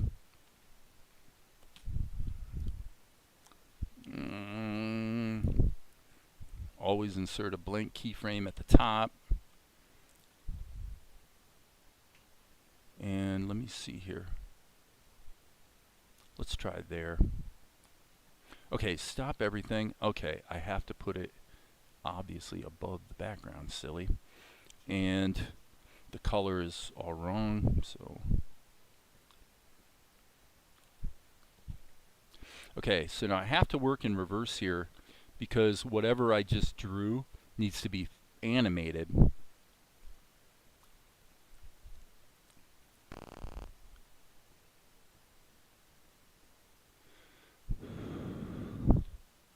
You know what I'm saying? There was water dripping out, so I needed to get the keyframes for that down and then backtrack to this. Back here, or up here, however you want to say it. Okay, same thing here, actually. So this would be boom. Darn it. Having a hard time getting the sweet spot on the brush size. Okay, so I'm going to be very loosey-goosey about this and hope it turns out okay. Oh boy. I never really thought about this until now, but this is really kind of an interesting problem.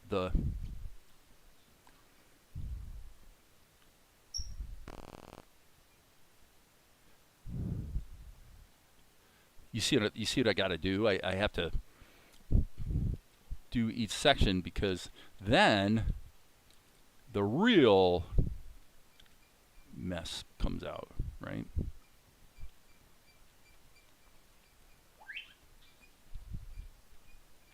Once we play it back, we'll find out if it worked. I'm just totally spitballing on my timing here. Totally spitballing. You know, I'll take it. I'll take it. That's funny. Okay. Okay, so what do we do for background? And we can always make the water semi-transparent too, right? Once the background's in there. So I mean, I gotta say, not too bad. I think it's what I was looking for. So, okay, so background wise, what are we gonna do? Well, we need to come back to this. Let me think about this for a minute. Well, this painting is huge, so there's really no reason why we can't shift the perspective a bit and make it work, although this might be okay. In other words, it could probably still be angled a little bit and it's going to look all right. So, back to our show. And what we want to do is go to our background. So let me pull up the absolutely better than the old master's painting. I'm kidding, obviously. By the way, for anybody who wonders what that is, it's a holdover from years ago. It's a bunch of files on my C drive that I never deleted that were put there erroneously by PAP. If you don't know what PAP is, it's called pencil animation paper, and it's an old school animation program that's actually pretty respectable if you don't mind frame by frame animation. Probably somebody out there, I'm guessing Amar, has heard of it.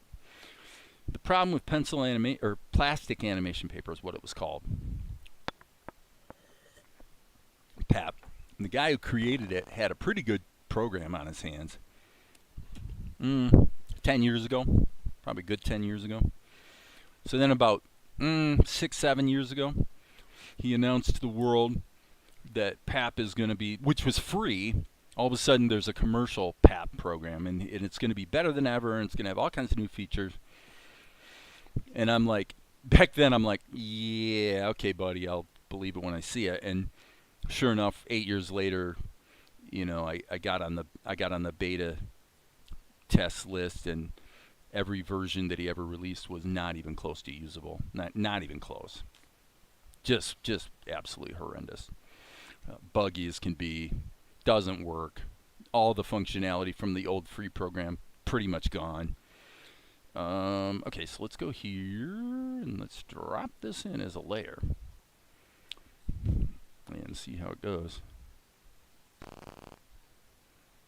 Okay, so now if we know we're going to be closer than this, then why don't we put this here just in case I'm not even going to duplicate the layer. All I'm going to do is go image, trim to image size. So now that just took that huge painting and made it tiny. But that's okay, because I know I'm going to make it even bigger. And we just kind of have to find the sweet spot. That's too big. So let's make it a little too small on purpose.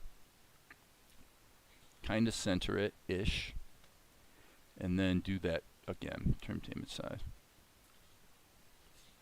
And now what we're going to do is we're going to slowly just feel it and find it. Probably something like that. It is a somewhat narrow doorway, I would say, so... Okay, and then when we get to here, we need to, well, okay, let's go back to frame 1. And I'm going to hit Control Insert so that that's got a keyframe. And then that way, when we get to here, I can hit Insert and delete that keyframe. This can be removed now. And then I believe what we really want to do is go to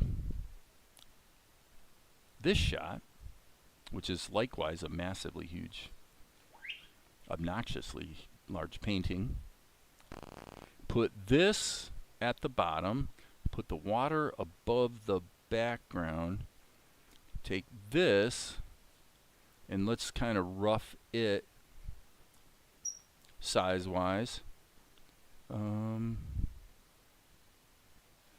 know. I actually think this should be more distant in the background. Everything's this painting is so huge that performance is slowing to a crawl, which I think it pretty much would be on any computer. So all I'm trying to do is just kind of find the sweet spot where it kind of sort of feels pretty good.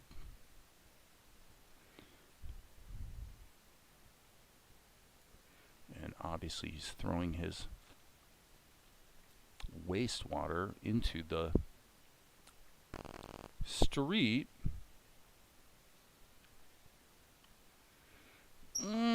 Probably okay. Let's just trim this and see what we get.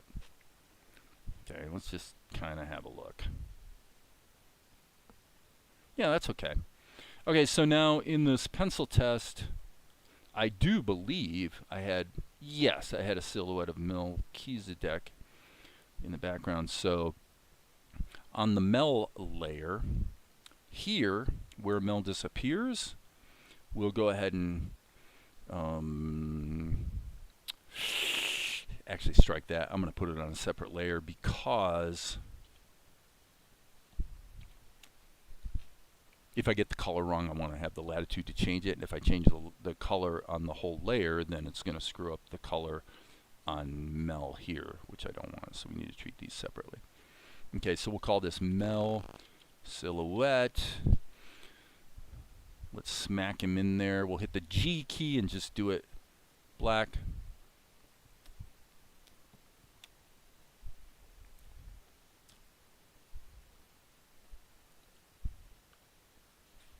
Something like that. Filter, let's put a little bit of a blur on him because he's obviously in the foreground. So we're going to go Control F and keep hitting Control F until I like the way the blur looks. Okay. Now, if we want to make the silhouette sit in the mix a little bit better, probably add a little bit of blue into it. Or actually, let me play around with adding some red because it is supposed to be kind of midday. Yeah, and plus his hair is purple anyway. So let's do that. Save that. Okay, so now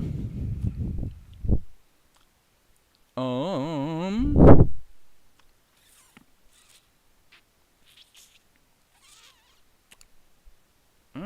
thinking A key. I actually think I want this to be slightly bigger.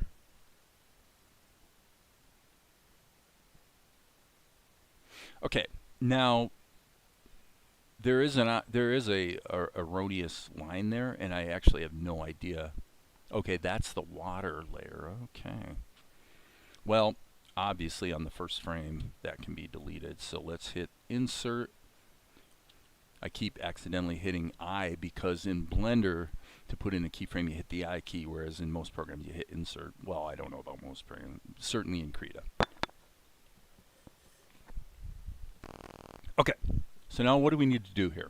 Well, we got to get these guys to sit in the mix. So let's take Mel and group him, and we'll call this the Mel group.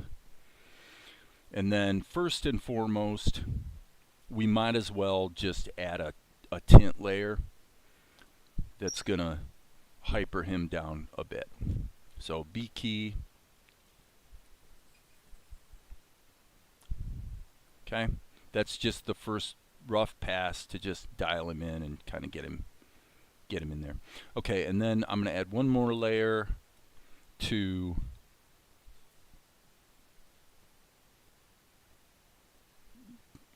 indicate that he's underneath the awning, and probably could stand to do one more layer. I don't want to go too crazy with this. I feel like I was hitting it pretty hard in earlier shots, and I want to maybe phase out of it a bit. Meaning, I like these gradients, but you don't want to be, you know, too bananas with it.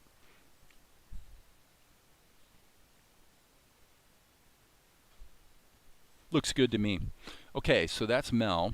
And then once we get to here,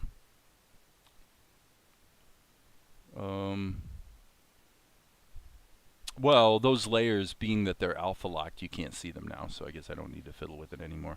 Okay, so the Tavern Keeper, likewise, let's put him in a group. This will take a little more work because he does change positions. This is really 2 shots in one. So let's go back here. Let's do the same thing we did with Mel. First of all, let's just tone him down. This is like doing EQ, right? In a movie or something. Or I mean a soundtrack. Right? We're just trying to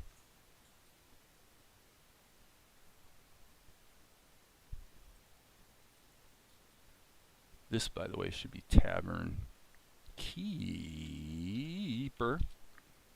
Okay. So that's black because I forgot to turn off the isolating. Okay, so we want to go like this. I don't want to go too far though because he is stepping into the sunlight. I just want to at least get him to sort of sit in the mix. Okay, so there's that. And B key. I guess we'll just do a little bit of that. So does he step under it? Yeah, he'll kind of step under it. Okay. And then the next thing would be, again, very broadly, just a little bit of an indication of the fact that we got sun kind of on this side of him, and we've got less sun on this side of him. And overlay tends to work nicely for lighting effects. Of course it should be alpha locked.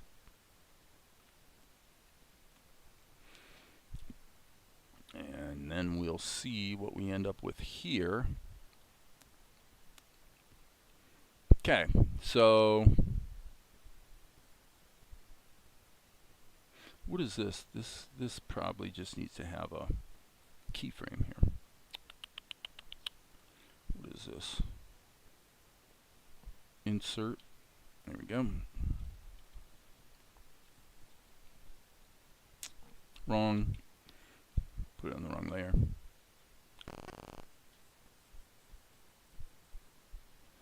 Is that?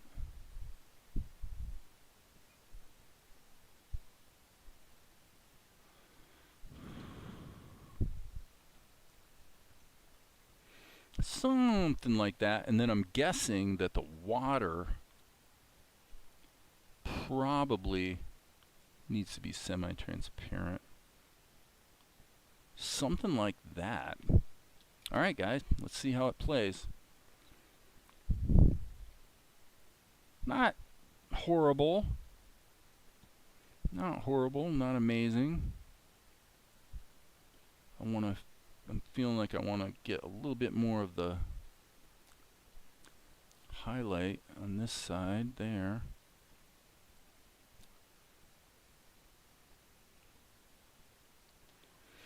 And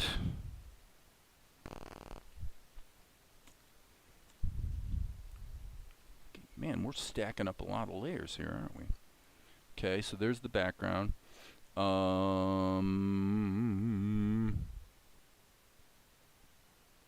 Gosh, what I'm feeling like I want to do is duplicate this. And then let's solo this.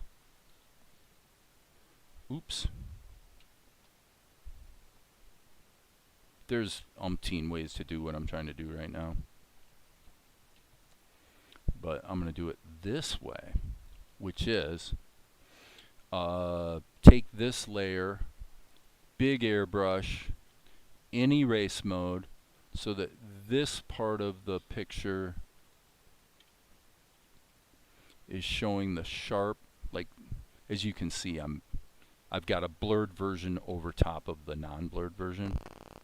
So I can just kind of let part of the foreground be more in focus. Actually, that's too much.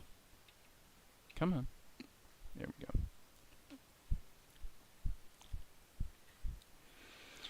There's 18 million ways to do it, but that's what I'm going to do. Okay, so the water looks a little cheeseball, but then again, it goes by pretty quick. Okay, so this layer here, that's the water that's on top. Nope. Let's go back here and see. I may be having a dyslexia moment. Yep, I'm having a dyslexia moment where I'm actually working on the wrong layer because I can't keep track of what's in front and what's behind. So, no big tragedy. I'm kind of used to it. And it probably would make sense to add a filter mask to this layer. And actually, you know what? Let me redo that. I actually am thinking, I'm thinking of adding a motion blur. Let's add motion blur instead of, it's pretty much straight out in front, so is Krita thinking right now? Probably is. Yeah, it's definitely having to think. Okay, let's run with that. It's a filter mask, so we can always take it back off if it's not quite working. And let's let Krita sort of fill the animation cache. I don't know, guys. What do you think? I mean, I think it looks fine.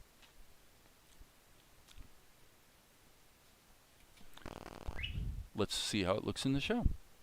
And then I would say, probably I'm going to wrap for this session. Okay. Let's just have a look. We'll start back here with these guys. Gripson. And as I said earlier, the pace should start picking up now that we're getting into close-ups and stuff.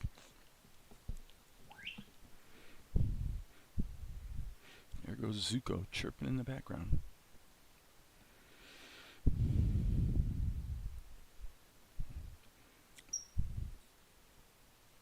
Hey, get out of the way, kid. Kids. That's it, guys. That's the whole thing. All that for 1 second.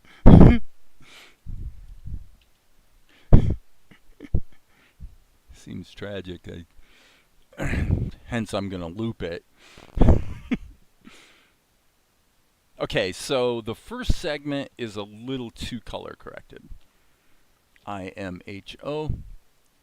Meaning, the whole, okay, stop this. The whole overlay thing is a little strong here. Okay, so now I have to figure out, yeah, it's this. Yeah, I'm going to make it a little more gentle for sure.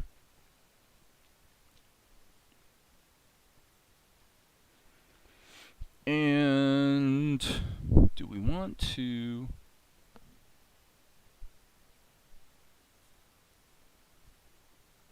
I was thinking if I want to put a rim light on him. I think I'm going to. Just because I can always take it off. Okay, so we'll call this rim light. Okay, and I'm going to make this as simple as possible. What I'm going to do is I'm going to go to here. Well, actually, we could start here, come to think of it. Let's do it. Let's go all the way back here. Insert a key. Okay, we want to use, we don't want this to be too soft.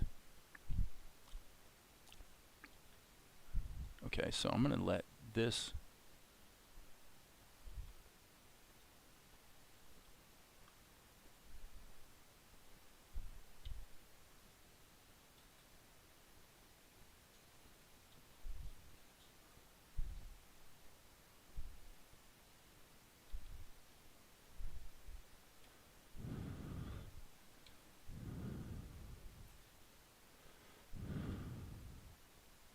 okay.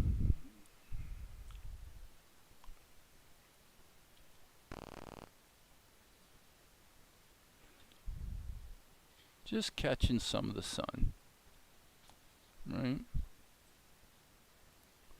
And if it doesn't work, we'll just take it back off. Whoops. That was a little too much.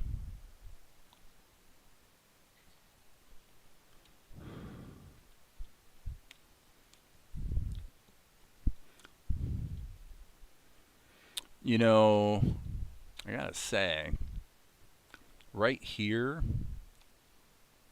there is a strong argument to be made for running a little bit of this in reverse. So here's where we're at. So we would want to run maybe these 2 frames.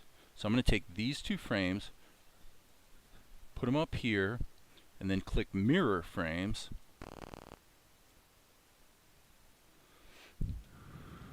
Okay. And so then I'll just do the rim light again right here. So B key, I'm in the rim light layer, so that's right.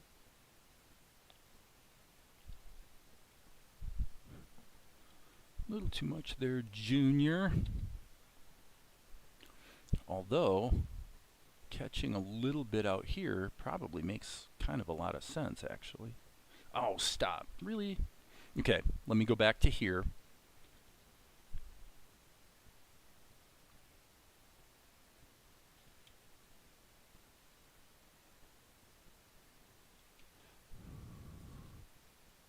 Okay.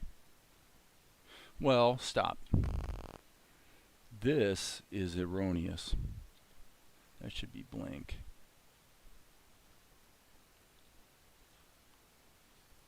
And actually, I mean, it should be removed, is what I meant to say.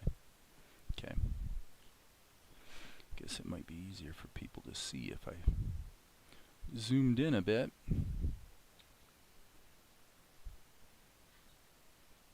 Okay.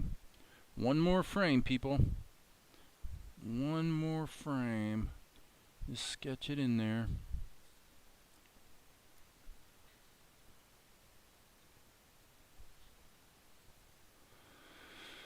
Okay, so now, as long as we're here, do we want to do something of this nature? Oh, come on, Dave. Really? Well, that's the danger of working in reverse, actually. Let's just go back here. And I'm going to say once it gets out here, it starts to pick it up. Right? Because I'm thinking about where the sun's coming from here. Right? Okay, so back here, we should be losing it off again. Just a little tiny bit. Okay, so now we'll just... I don't think the blending mode matters much. It's just got to be subtle. And let's render that. I think we're pretty much in good shape here.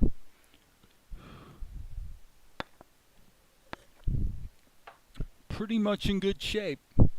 Let's have a peek. Oh, it looks really good, actually. Dude. Now, I will tell you that I see something missing, though, and that would be back here. Yeah, right here. He's catching it with... Why is that? Oh, I see. Right there.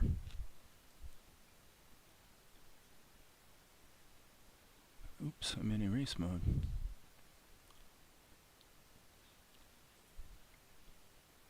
I'm just being a little bit...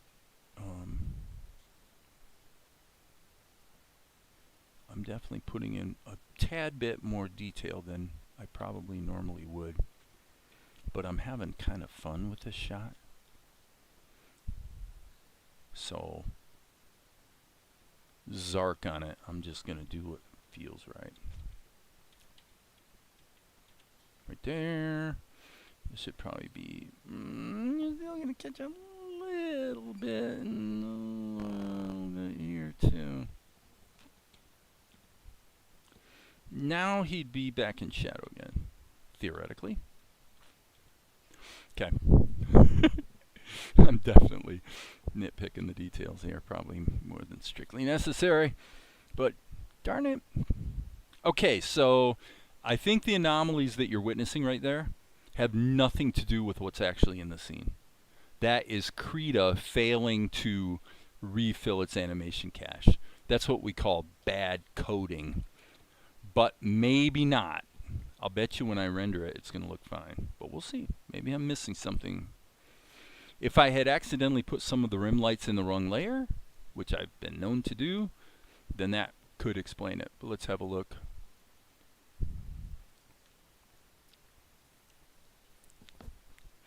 Let's have a look. I don't know. I mean, I think basically it looks pretty good. Probably, if I go back to the storyboard, I'm guessing the next thing that happens, yes, it's a close-up on Mel, which is exactly what we want. So over here in Blender, what we'll do is we'll go to the fill layer, just because, and what do we got here? Right there. We want to go here and just hit the I key and insert a blank keyframe so that we're not having a bunch of erroneous paint corrupting our beautiful scene. Good. All right. Any questions, criticisms, complaints? Tasty beverages? Nobody weighed in on where the term tasty beverage comes from. Come on, you guys know. I've asked this question before. Everybody knows. It's a famous director who seems to slip the term tasty beverage into his scripts. Guarantee? Oh, hell no. Nope. If I give you a hint, everybody's going to get it right. Let's see. His first name starts with a Q.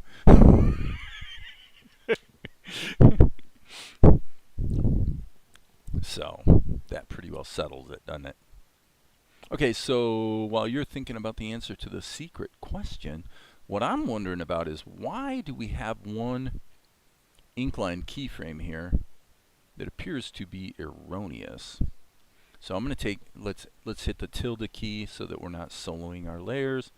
We'll pull this back to, well, let's just do 800. We might as well.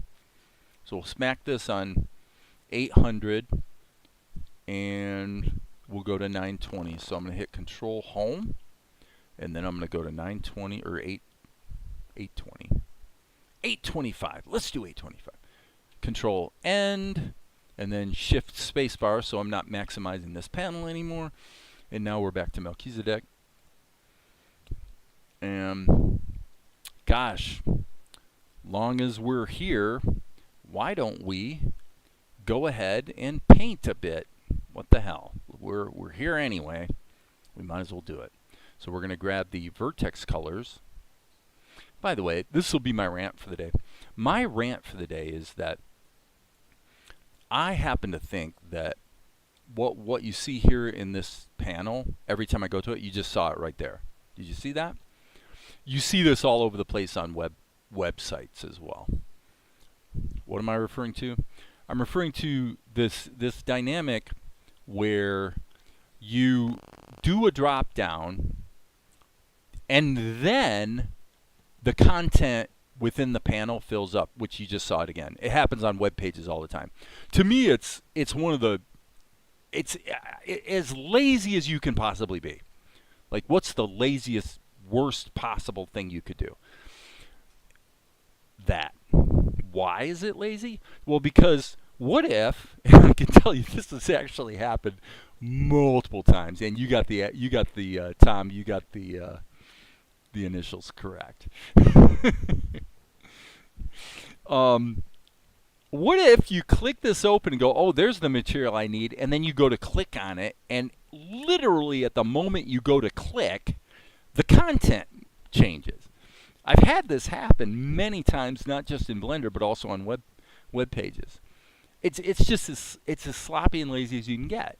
What you do is you don't fill up the content until you have the content to put in there, Because the idea of showing someone the content, I mean, you think about the psychology behind that. The psychology is, oh, it's so important that people see the content. Like, I want them to know that I got my act together and I'm giving them content like right away. and it's content that invites the user to click something.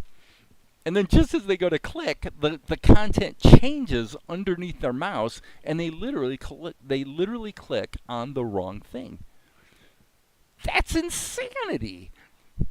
And I only bring it up because in this culture, we are so used to that. We're used to content sort of filling in and then changing that we don't even think of it as a problem. And I look at it and I go, my God, it's like the laziest possible thing you could do. You know, just have something that, you know, there it did it again. I find that like comically ridiculous. No, what you do is you have dummy content in here that basically shows it all grayed out so it's not possible to click it. And then once you actually have the content, then you make it clickable. Pretty straightforward there, folks. Okay, so we're going to use vertex colors, and there it just did it again. See, if I would have clicked, I would have clicked on charcoal ink. And I want to tell you guys, I'm not joking. I've done that at least a dozen times. No, I want vertex colors. So that's my rant for the day. Okay, so let's go to Melchizedek. And let's be quick about it. Sorry, we want to be in film mode. Okay, same old problem. I forgot. I need to click, click, click. Okay, make sure it's the right color. And actually, I'm actually painting with the wrong color. Okay, so now it's important to turn the shadow areas or the shadow layers off, because if they're hanging, if I've got hangover shadows from the previous shot, they're in there and they're affecting my fills. So anyway, my apologies. That's what I intended to do. Then that, and that,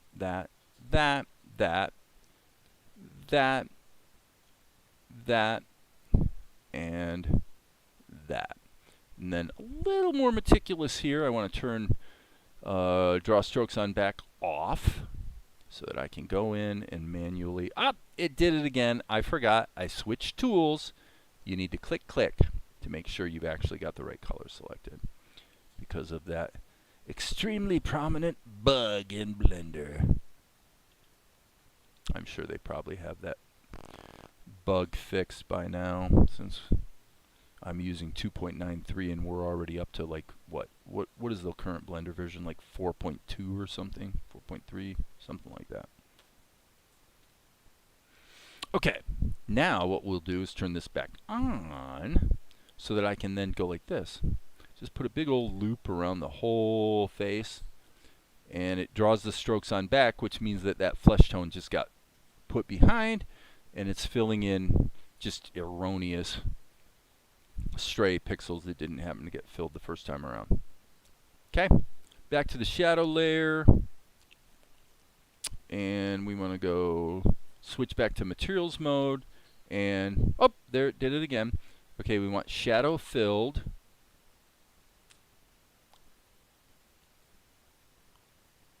and stop everything. I'm going to hit undo. We're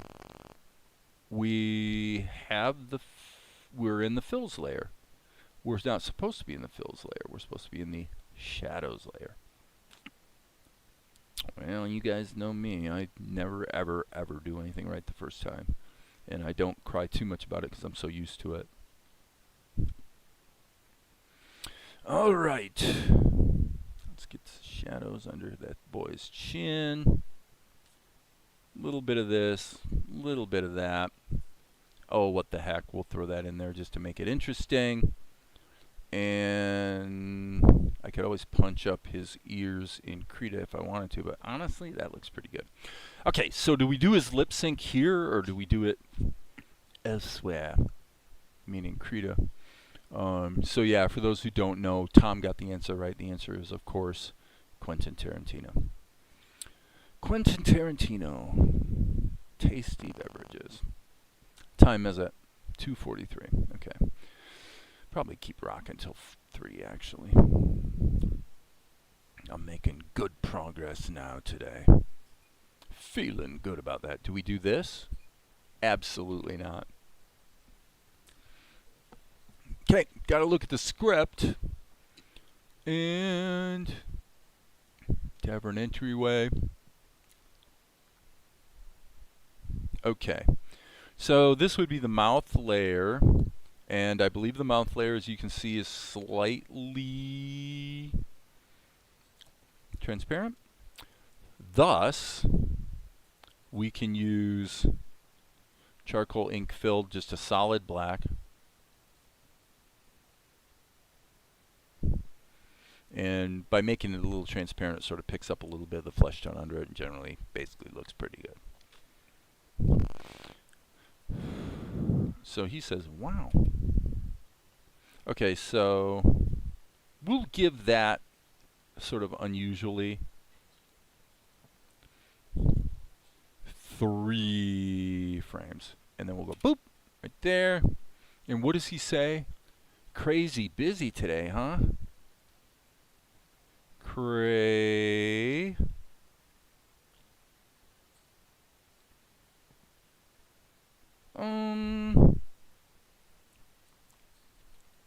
Oops, stop everything. Stop everything. If I insert a keyframe right now, it's going to put a keyframe on every layer. Put the mouse over the timeline, hit the tilde key. That's my hotkey, so you probably have to set it up yourself. But the idea is isolate the layer. So now I can hit the I key and redo that mouth. With mouths, I often do turn on the skins. It's like the only time I ever use onion skins, practically. Not completely, but. Okay, we want large, small, large, almost shut. Okay, and these are actually supposed to be, I'm having him talk a little more slowly than sometimes. So I'm going to grab these. Actually, let's grab these 2, Shift D, duplicate them. And then this key here should be essentially a closed mouth for all practical purposes. Turn the skins back off. Wow, crazy busy today, huh? Wow, crazy busy today, huh? I don't like it. I'm going to say this is not good. I am going to scale this back.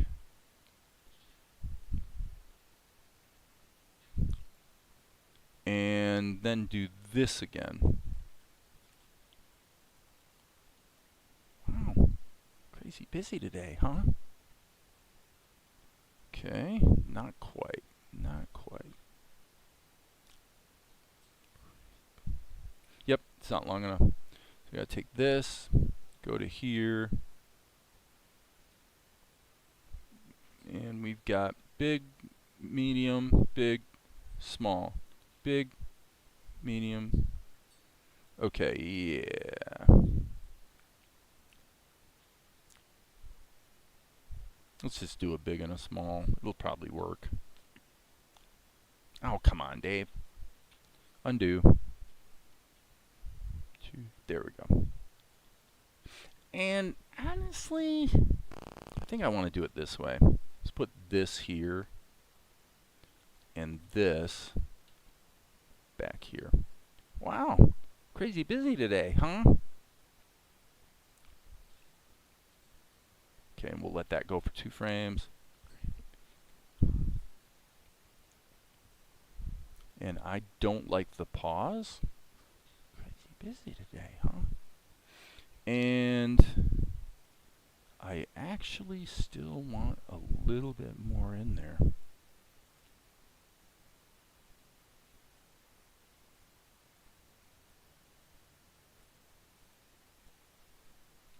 I'm going to copy over those and just run with it. Busy today.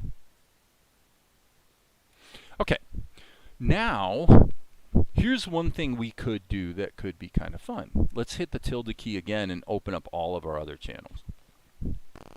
All the layers are active now. Why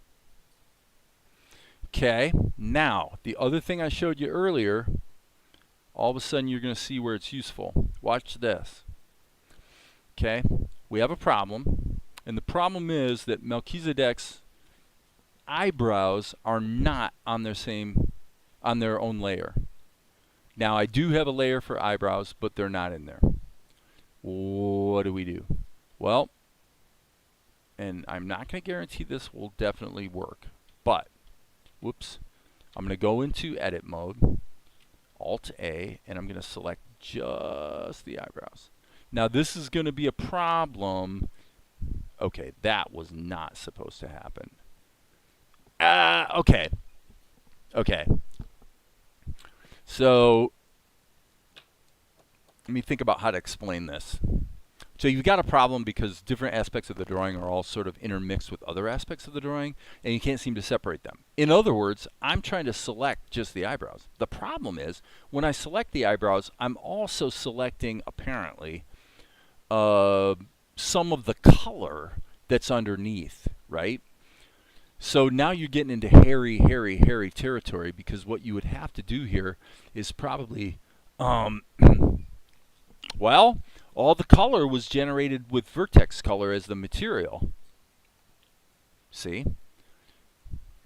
In vertex color mode with a palette. So that means I don't have a good way, honestly, to isolate just when I want to isolate, unfortunately. So this is sloppiness on my part, because I honestly, before I colored Mel in, I should have actually smacked his eyes and eyebrows into their own layer. I mean, that's why I have layers for blinks and eyebrows and eyes. Well, let's do it this way. Let's cheat a bit and be a little lazy about it. What do I mean by that? I'm gonna just add blinks and hope that gives me the effect of sort of bringing Mel to life a little bit, as opposed to moving his eyebrows around. Both are useful tools or techniques. Let's unlock all. And then let's just go to the blinks layer and hit the tilde key and isolate it. So now we do have a keyframe here that was erroneously created. So now here's what we're going to do. Stay with me, folks. What we're going to do is we're going to go into draw mode. We're going to use the vertex color material, which is correct. We're going to go to the Melchizedek palette. We need to be in vertex paint mode. Selecting his skin color.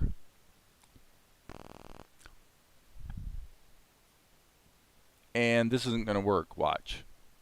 Oh, it did work. Oh, it worked. Even though we're in draw behind mode, it worked because it's in the blink layer, and the blink layer is higher up. It's above the lines and fills, so I got away with it in this case. Okay. Now, normally when I'm putting in blinks, I will go ahead and add some, concept of the eyelashes as well. Doesn't take much. I mean, this is only going to be on the screen for one frame. Okay, so insert a keyframe. Okay, we're just going to look at how this feels. Okay, and then what I think I want to do is put one back here as well. So we'll go back to the vertex color that we liked. We're almost done here, and then I'm gonna render this shot. Go ahead and throw it in the show. I need to bring it into Krita and obviously give it a background, but okay. So now here, this is an interesting thing to think about, though. I hadn't thought about this till just now. Doing this sloppy methodology with blinks, it just occurred to me that I could just go like that. Okay, except it doesn't work. Okay, I can kind of do that. I can do it like this. As long as what I'm doing is behind the flesh tone bit that I already put in there. So, well, thought I had a revolutionary technique. I merely had a skirmish of a technique, apparently. Okay, so let's pop this there, hit the I key, and let's render this bloody thing. Okay, before we do, though, let's go to the RAM drive, and let's delete everything that's in there. We've got stuff. You're not supposed to see that. My NDE means I can't really show that to you, so pretend you didn't see it. It's from a completely different project. Okay. And render. Is anybody having fun out there? I seem to be having fun today. I'm now chomping on one of the olives that was in my martini. There are 2 of them. Okay. So what is this? This is going to be shot number, well, we'll find out in a minute. Are any of these going to be useful? Yes. Hell yeah. This is going to be useful.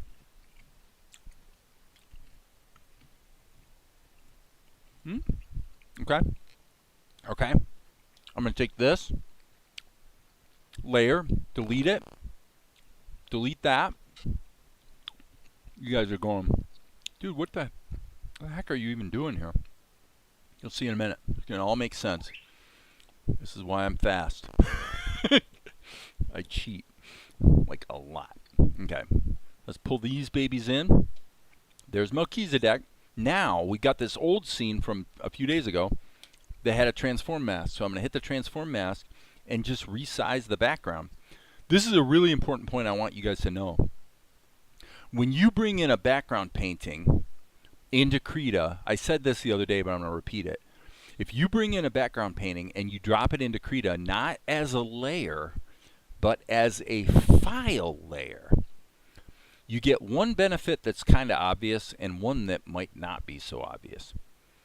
The obvious one is that if you change the background painting because you realize, oh my God, I forgot to put the shadow on that rock and I need to change the background painting, doesn't matter. You reload the Krita file, this gets loaded from disk, whatever's the current version of it, and wango bango, you're in business. It automatically updates. Just the same way as mapping an image to a plane in Blender. It's referencing the image off of the hard drive, and because of that, if the image changes, Krita changes. And by the way, in real time. In other words, and I've tested this, I could have this massive painting open in another instance in Krita, paint it here, save it, wait about 1 second for it to save, and when I come back here, it will have updated. Well, when I come back to the shot I'm working on.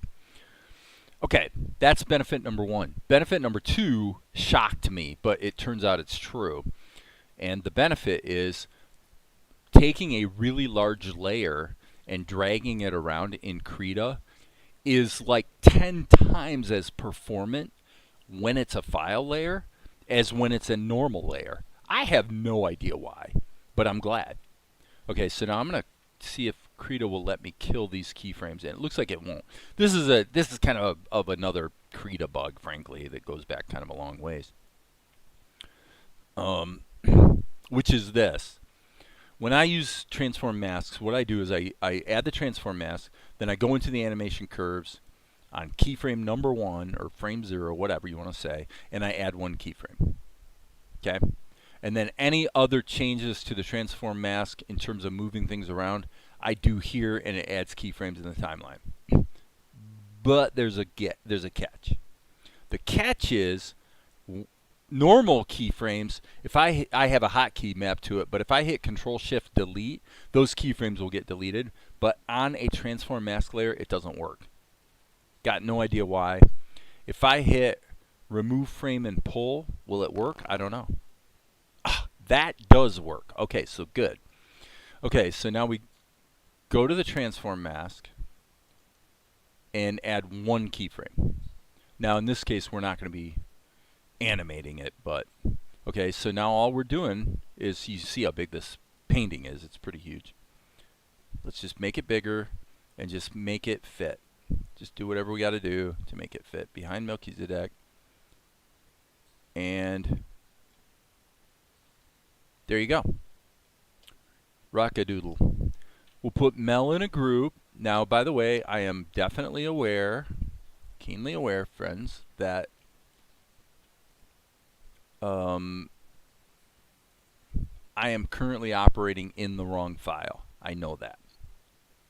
Okay, so let's leave that something like that. I just need to tone him down a little bit. Okay, so now what we're going to do is File, Save As, and this is going to be 0392H.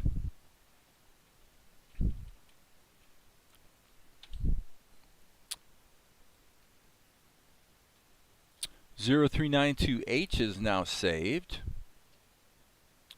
and we can render it to 0392H.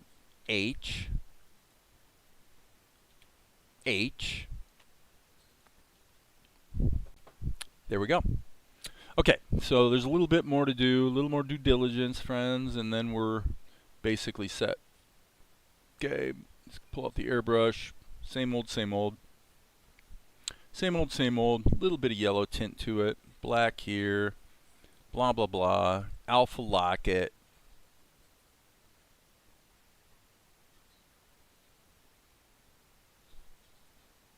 Honestly, I want more of the yellow in there.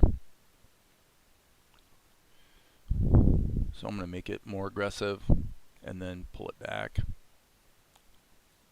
About like that. Okay. He doesn't move much, so we probably could do the rim light thing this way. Just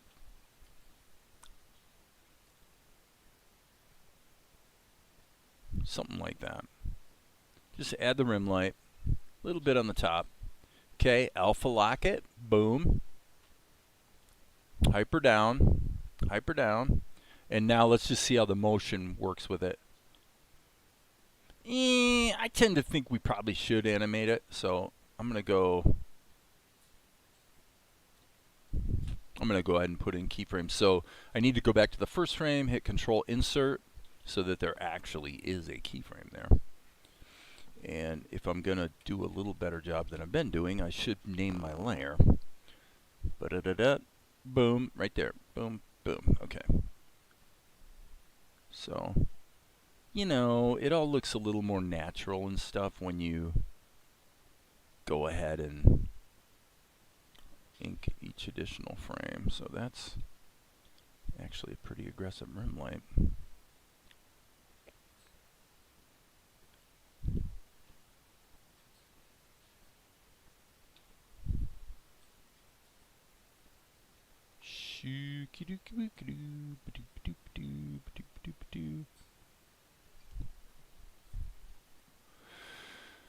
Alright, did we nail it?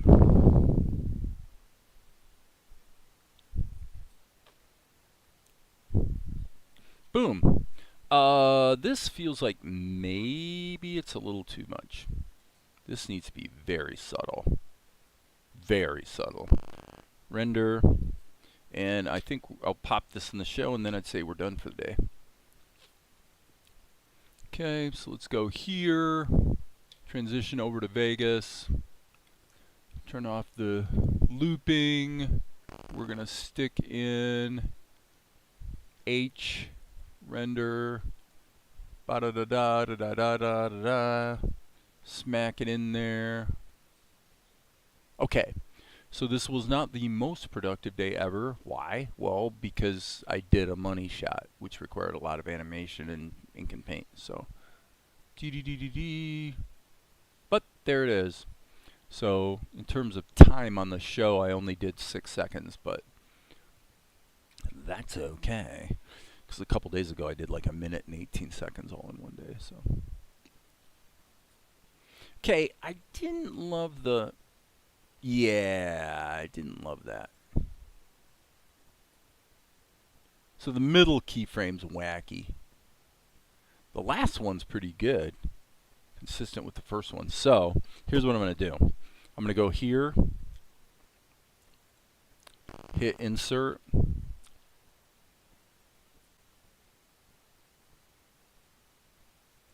Okay, I should say Control-Shift-X. I want to take it out.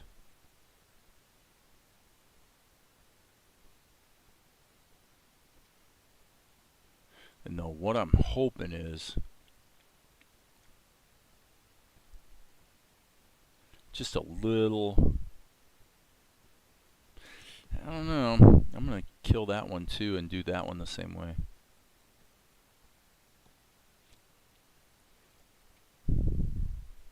Yep, there we go. Control S to save, Control R to render. Oh, you guys are looking at Vegas. Don't sweat it, guys. I'm just making a quick tweak on the lighting, on the rim light, and then we're done. So here we go. It just had a little anomaly. Now it looks perfect. Cool. Friends, we are done for the day. Thanks for hanging out, everybody. And as you guys know, there will be more later. And I guess that's it. Have a great day.